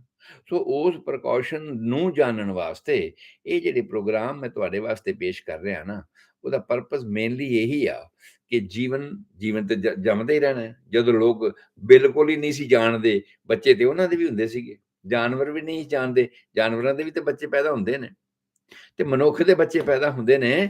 ਤੇ ਮਨੁੱਖ ਨੂੰ ਅਸੀਂ ਕਹਿੰਦੇ ਆ ਅਸ਼ਰਫੁਲ ਮਖਲੂਕਾਤ, ਭਾਵ ਇਸ ਬ੍ਰਹਿਮੰਡ ਦੀ ਸਭ ਤੋਂ ਸੁਚੇਤ ਤੇ ਵਧੀਆ ਚੀਜ਼। ਉਹ ਜੀਵ ਜਿਹੜਾ ਸਭ ਤੋਂ ਸੁਚੇਤ ਤੇ ਵਧੀਆ, ਹਾਲਾਂਕਿ ਮੈਂ ਇਸ ਗੱਲ ਨਾਲ ਹੁਣ ਕਾਇਲ ਨਹੀਂ ਹਾਂ, ਕਿਉਂਕਿ ਮੈਂ ਜਾਣਦਾ ਹਾਂ ਕਿ ਬਹੁਤ ਸਾਰੇ ਜਾਨਵਰ, ਬਹੁਤ ਸਾਰੇ ਪੰਛੀ ਐਸੇ ਹੈਗੇ ਨੇ ਜਿਹੜੇ ਕਈ ਪੱਖਾਂ ਵਿੱਚ ਮਨੁੱਖ ਨਾਲੋਂ ਬਹੁਤ ਜ਼ਿਆਦਾ ਸੁਚੇਤ ਨੇ। ਮੈਂ ਮਿਸਾਲ ਦਿਆਂ ਵੀ ਭੂਚਾਲ ਆਉਣਾ ਹੁੰਦਾ ਨਾ ਤੇ ਬੰਦਿਆਂ ਨੂੰ ਨਹੀਂ ਪਤਾ ਲੱਗਦਾ। ਹੁਣ ਰੈਕਟਰ ਸਕੇਲ ਤੇ ਇਹ ਤੇ ਉਹ ਤੇ ਹੁਣ ਰਿਸਰਚਾਂ ਕਰ ਰਹੇ ਨੇ। ਪਰ ਅੱਜ ਤੋਂ ਸੈਂਕੜੇ ਹਜ਼ਾਰਾਂ ਸਾਲ ਵੀ ਪਹਿਲਾਂ ਜਦੋਂ ਤੋਂ ਸਾਡੀ ਇੰਨੀ ਕੁ ਸੂਝ ਸੀਗੀ, ਭਈ ਜਦੋਂ ਭੂਚਾਲ ਆਉਣਾ ਹੁੰਦਾ ਹੈ ਨਾ, ਉਦੋਂ ਜਿਹੜੀ ਧਰਤੀ 'ਚ ਰਹਿਣ ਵਾਲੇ ਡੱਡੂ ਜਾਂ ਸੱਪ ਜਾਂ ਜੋ ਵੀ ਕੁਛ ਧਰਤੀ ਦੇ ਵਿੱਚ ਰਹਿੰਦੇ ਨੇ, ਉਹ ਧਰਤੀ ਤੋਂ ਬਾਹਰ ਆ ਜਾਂਦੇ ਨੇ। ਮਤਲਬ ਉਹ ਇੰਨੇ ਸੁਚੇਤ ਨੇ, ਤਰੰਗਾਂ ਨੂੰ, ਧਰਤੀ ਦੀ ਮੂਵਮੈਂਟਸ ਨੂੰ ਇੰਨਾ ਬਰੀਕੀ ਨਾਲ ਫੜਦੇ ਨੇ ਕਿ ਉਹ ਬਾਹਰ ਆ ਜਾਂਦੇ ਨੇ। ਦਰਖਤਾਂ ਤੋਂ ਜਾਨਵਰ ਉੱਡਣੇ ਸ਼ੁਰੂ ਹੋ ਜਾਂਦੇ ਨੇ। ਜਦੋਂ ਐਜ਼ ਏ ਹੋਲ ਸਵਰਗ ਦੇ ਸਾਰੇ ਦਰਖਤਾਂ ਦੇ ਉੱਪਰੋਂ ਬੈਠੇ ਜਾਨਵਰ ਉੱਡ ਕੇ ਉੱਡਣੇ ਸ਼ੁਰੂ ਹੋ ਜਾਣ ਉੱਤੇ ਔਰ ਸਮਝੋ ਤੁਸੀਂ ਭੁਚਾਲ ਆਉਣ ਵਾਲਾ ਹੈ। ਸੋ ਮੇਰੇ ਕਹਿਣ ਤੋਂ ਭਾਵ, ਇਹ ਸਾਰੀ ਗੱਲ ਦੱਸਣ ਤੋਂ ਮੇਰਾ ਮਤਲਬ ਇਹ ਆ ਵੀ ਬਹੁਤ ਸਾਰੀਆਂ ਗੱਲਾਂ ਜ਼ਰੂਰੀ ਨਹੀਂ ਸਾਡੇ ਜੀਵਨ 'ਚ ਆਉਣ ਹੀ। ਬਹੁਤ ਸਾਰੀਆਂ ਬਿਮਾਰੀਆਂ ਸਾਰੇ ਲੋਕ ਉਹਦੇ ਤੋਂ ਸਫ਼ਰ ਕਰਨ, ਇਹ ਐਸਾ ਜ਼ਰੂਰੀ ਨਹੀਂ ਹੈਗਾ। ਕਿਉਂਕਿ ਅਸੀਂ ਜਿੰਨੇ ਸੁਚੇਤ ਹੁੰਦੇ ਆ ਨਾ, ਓਨਾ ਬਹੁਤ ਸਾਰੀਆਂ ਬਿਮਾਰੀਆਂ ਤੋਂ ਅਸੀਂ ਬਚ ਜਾਂਦੇ ਹਾਂ।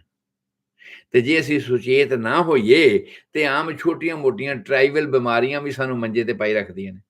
ਸੋ ਇਹਨਾਂ ਪ੍ਰੋਗਰਾਮਾਂ ਦਾ ਮਤਲਬ ਇਹ ਆ ਕਿ ਜੀਵਨ ਕਿੱਥੋਂ ਤੁਰਿਆ, ਇਹਨੇ ਜਾਣਾ ਕਿੱਥੇ ਹੈ, ਇਹਦੇ ਰਸਤੇ ਦੇ ਵਿੱਚ ਕੀ ਰੁਕਾਵਟਾਂ ਹੋ ਸਕਦੀਆਂ ਨੇ, ਜਿਨ੍ਹਾਂ ਨੂੰ ਅਸੀਂ ਬਿਮਾਰੀਆਂ ਕਹਿੰਦੇ ਆ, ਉਹਨਾਂ ਰੁਕਾਵਟਾਂ ਨੂੰ ਕਿਵੇਂ ਦੂਰ ਕਰਨਾ ਹੈ, ਜਾਂ ਇਸ ਹਾਲਾਤ ਦੇ ਵਿੱਚ ਕੀ ਪ੍ਰੋਬਲਮਸ ਆ ਸਕਦੀਆਂ ਨੇ, ਉਹਨਾਂ ਪ੍ਰੋਬਲਮਸ ਬਾਰੇ ਸੁਚੇਤ ਕਿਵੇਂ, ਜੇ ਤੁਸੀਂ ਹੱਲ ਨਹੀਂ ਕਰ ਸਕਦੇ, ਸੁਚੇਤ ਤੇ ਹੋ ਹੀ ਸਕਦੇ ਹੋ ਨਾ। ਸੋ ਇਹ ਮੇਰਾ ਇਹਨਾਂ ਲੈਕਚਰਾਂ ਦਾ ਪਰਪਸ ਹੈ। ਜੀਵਨ ਤੋਂ ਜੀਵਨ ਦੀ ਉਤਪਤੀ ਅਸੀਂ ਇਸ ਨੂੰ ਕਹਿੰਦੇ ਹਾਂ। ਤੇ ਜਿਹਨੇ ਅਸੀਂ ਲਗਾਤਾਰ ਜਿਹੜੇ ਲੈਕਚਰ ਕਰਦੇ ਆ ਰਹੇ ਹਾਂ, ਉਹ ਇਹ ਦੱਸਣ ਵਾਸਤੇ ਕਿ ਜੀਵਨ ਪੈਦਾ ਕਿਵੇਂ ਹੁੰਦਾ ਹੈ। ਹੁਣ ਸਾਨੂੰ ਇਹ ਨਹੀਂ ਕਹਿਣ ਦੀ ਲੋੜ ਵੀ ਸਾਡੀ ਛੱਤ ਤੇ ਕੋਈ ਰੱਖ ਗਿਆ ਸੀਗਾ, ਸਾਨੂੰ ਇਹ ਨਹੀਂ ਕਹਿਣ ਦੀ ਲੋੜ ਕੋਈ ਸਾਧ ਆਇਆ ਸੀ ਤੇ ਸਾਡੀ ਝੋਲੀ 'ਚ ਬਾਬਾ ਪਾ ਗਿਆ ਸੀ, ਐ ਨਹੀਂ। ਹੁਣ ਸਾਰੀ ਗੱਲ ਸੁਚੇਤ ਹੋ ਕੇ ਦੱਸਣੀ ਪਏਗੀ, ਔਰ ਜੇ ਜਾਣੋਗੇ ਤੇ ਦੱਸੋਗੇ ਨਾ, ਜੇ ਜਾਣੋਗੇ ਫਿਰ ਹੀ ਦੱਸੋਗੇ ਨਾ। ਸੋ ਜਾਣਨ ਦੀ ਲੋੜ ਹੈਗੀ ਹੈ। ਔਰ ਲਫ਼ਜ਼ ਕੋਈ ਬੁਰੇ ਨਹੀਂ ਹੁੰਦੇ, ਲਫ਼ਜ਼ਾਂ ਦੀ ਭਾਵਨਾ ਅਸੀਂ ਬੁਰੀ ਬਣਾਉਣੇ ਆ, ਤੇ ਜਦੋਂ ਫਿਰ ਦੁਬਾਰਾ ਉਸ ਲਫ਼ਜ਼ ਨੂੰ ਇਸਤੇਮਾਲ ਕਰਦੇ ਆ ਨਾ, ਤੇ ਸਾਡੇ ਵਾਸਤੇ ਉਹ ਬੁਰਾ ਹੋ ਜਾਂਦਾ। ਹਾਂ, ਇਹ ਤਾਂ ਗੰਦੀ ਗੱਲ ਆ। ਉਸ ਗੰਦੀ ਨੂੰ ਗੰਦਾ ਸਮਝਿਆ ਕਿਹਨੇ, ਬਣਾਇਆ ਕਿਹਨੇ ਸਾਡੇ ਮਨ 'ਚ ਭਰਿਆ ਇਹ। ਜੀਵਨ ਤੋਂ ਜੀਵਨ ਦੀ ਉਤਪਤੀ ਤਾਂ ਇੱਕ ਬੜਾ ਪਵਿੱਤਰ ਗੱਲ ਆ। ਜੀਵਨ ਹੀ ਨਹੀਂ ਚੱਲੇਗਾ ਤੇ ਬਾਕੀ ਸਾਰੇ ਕਾਰੋਬਾਰ ਕਾਹਦੇ ਵਾਸਤੇ ਆ। ਜੀਵਨ ਤੋਂ ਜੀਵਨ ਦੀ ਉਤਪਤੀ ਹੀ ਜੀਵਨ ਦਾ ਅਸਲ ਮਕਸਦ ਆ। ਬਾਕੀ ਸਾਰੇ ਧੰਦੇ ਜਿੰਨੇ ਵੀ ਤੁਸੀਂ ਕਰਦੇ ਹੋ, ਉਹ ਅਲਾਈਡ ਧੰਦੇ ਨੇ, ਐਸੋਸੀਏਟਡ ਧੰਦੇ ਨੇ, ਸੰਬੰਧਿਤ ਧੰਦੇ ਨੇ। ਜੀਵਨ ਆ, ਉਹਨੂੰ ਖਾਣ ਵਾਸਤੇ ਸਭ ਤੋਂ ਪਹਿਲੀ ਢਿੱਡ ਦੀ ਭੁੱਖ ਪੂਰੀ ਕਰਨ ਲਈ ਚਾਹੀਦੀ ਹੈ, ਠੀਕ ਹੈ, ਜਿਹਨੂੰ ਅਸੀਂ ਗੁੱਲੀ ਕਹਿੰਦੇ ਆ ਪੰਜਾਬੀ ਦੇ ਵਿੱਚ। ਔਰ ਫਿਰ ਇਸ ਤਨ ਨੂੰ ਸਰਦੀ ਗਰਮੀ ਤੋਂ ਬਚਾਉਣ ਵਾਸਤੇ ਕੱਪੜਾ ਚਾਹੀਦਾ ਹੈ, ਜਿਹਨੂੰ ਅਸੀਂ ਜੁੱਲੀ ਕਹਿੰਦੇ ਆ। ਫਿਰ ਇਸ ਸਰੀਰ ਨੂੰ ਕਿਤੇ ਬਚਾ ਕੇ ਰੱਖਣ ਵਾਸਤੇ ਸਾਨੂੰ ਘਰ ਚਾਹੀਦਾ ਹੈ, ਕਮਰਾ ਚਾਹੀਦਾ ਹੈ, ਕੁੱਲੀ ਕਹਿੰਦੇ ਆ। ਸੋ ਪਹਿਲੀ ਲੋੜ ਜਿਹੜੀ ਹੈ ਨਾ, ਉਹ ਗੁੱਲੀ ਦੀ ਹੈ। ਪਹਿਲੀ ਲੋੜ ਖੁਰਾਕ ਦੀ ਹੈ। ਖੁਰਾਕ, ਕੱਪੜਾ ਤੇ ਘਰ, ਇਹ ਸਾਡੀ ਲਿਮਟ ਹੈ ਨਾਰਮਲ। ਪਰ ਅਸੀਂ ਇਹਨਾਂ ਲਿਮਟਾਂ ਨੂੰ, ਭੁੱਖ ਨੂੰ ਇੰਨਾ ਵਧਾ ਰਿਆ, ਤਨ ਦੇ ਕੱਪੜਿਆਂ ਨੂੰ ਇੰਨਾ ਵਧਾ ਰਿਆ, ਕੁੱਲੀ ਘਰਾਂ ਕੋਠੀਆਂ ਨੂੰ ਇੰਨਾ ਮਹਿਲਾਂ ਤੱਕ ਵਧਾ ਰਿਆ ਕਿ ਸਾਡੀ ਉਹ ਚੀਜ਼ ਪੂਰੀ ਨਹੀਂ ਹੁੰਦੀ। ਅਸੀਂ ਕਦੀ ਵੀ ਪੂਰੇ ਨਹੀਂ ਫੜਦੇ, ਕਮੀ 'ਚ ਰਹਿ ਜਾਂਦੇ ਹਾਂ। ਸੋ ਇਸ ਹਾਲਾਤ ਨੂੰ ਤੁਹਾਨੂੰ ਸੁਚੇਤ ਕਰਨ ਵਾਸਤੇ ਇਹ ਲੈਕਚਰ ਹਨ ਤੁਹਾਡੇ ਵਾਸਤੇ। ਭਈ ਬਾਕੀ ਛੱਡ ਦਿਓ, ਜੇ ਤੁਸੀਂ ਵਾਹਿਗੁਰੂ ਕਰੇ ਜੋ ਤੁਸੀਂ ਤਰੱਕੀਆਂ ਕਰਨੀਆਂ ਨੇ, ਜੋ ਤੁਹਾਡੇ ਮਨਾਂ 'ਚ ਹੈਗਾ ਆ, ਉਹਨੂੰ ਤੁਸੀਂ ਲੈ ਕੇ ਚੱਲਦੇ ਰਹੋ, ਕੋਈ ਐਸੀ ਗੱਲ ਨਹੀਂ। ਪਰ ਜਿੱਥੋਂ ਤੱਕ ਜੀਵਨ ਦੀ ਮਿਨੀਮਮ ਘੱਟੋ ਘੱਟ ਰਿਕੁਆਇਰਮੈਂਟ ਹੈ ਨਾ,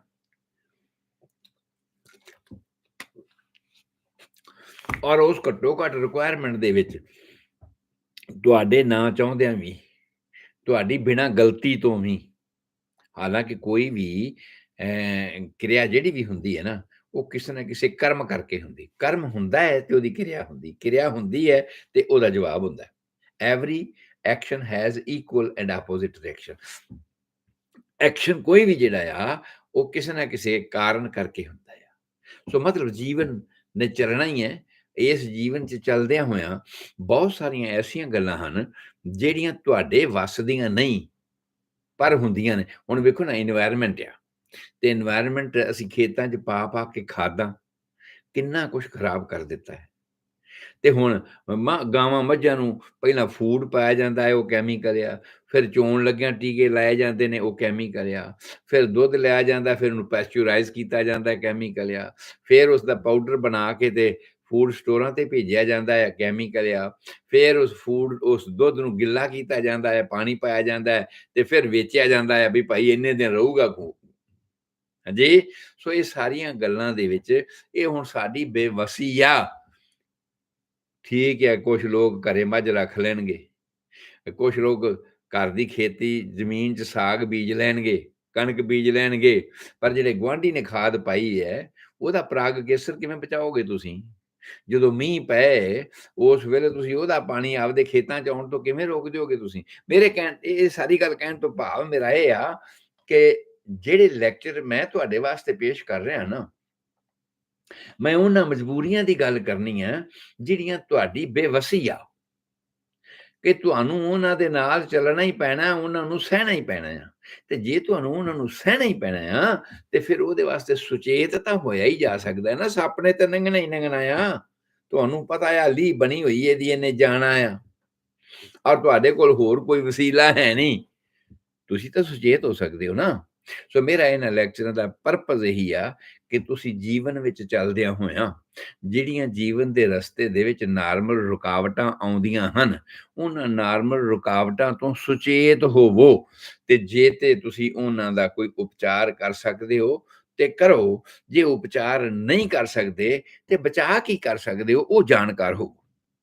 ਇਸੇ ਕਰਕੇ ਮੈਂ ਵਾਰ-ਵਾਰ ਸਾਰਿਆਂ ਨੂੰ ਬੇਨਤੀ ਕਰਦਾ ਇਹਨਾਂ ਪ੍ਰੋਗਰਾਮਾਂ ਦੇ ਵਿੱਚ ਕਿ ਅਗਰ ਤੁਹਾਨੂੰ ਇਹ ਪ੍ਰੋਗਰਾਮ ਲੱਗਦਾ ਹੈ ਕਿ ਚੰਗੇ ਹਨ, ਇਹਨਾਂ 'ਚ ਕੋਈ ਚੰਗੀ ਸੇਧ ਮਿਲਦੀ ਹੈ, ਕੋਈ ਫਾਇਦਾ ਹੋ ਸਕਦਾ ਆ, ਤੇ ਫਿਰ ਮੇਰੀ ਬੇਨਤੀ ਇਹ ਆ ਕਿ ਕਮ ਸੇ ਕਮ ਆਪਣੇ ਨਾਲ ਹੋਰ ਲੋਕਾਂ ਨੂੰ ਵੀ ਜੋੜੋ ਤੇ ਉਹਨਾਂ ਨੂੰ ਵੀ ਦੱਸੋ ਕਿ ਰੋਜ਼ਾਨਾ ਇਹ ਪ੍ਰੋਗਰਾਮ ਸਬ ਰੰਗ ਰੇਡੀਓ ਸਟੇਸ਼ਨ ਤੇ YouTube ਦੇ ਉੱਪਰ ਔਰ Facebook ਦੇ ਉੱਪਰ ਰੋਜ਼ਾਨਾ ਸ਼ਾਮ ਨੂੰ 4:30 ਵਜੇ ਤੋਂ ਸ਼ੁਰੂ ਹੁੰਦੀ ਹੈ 6 ਵਜੇ ਤੱਕ।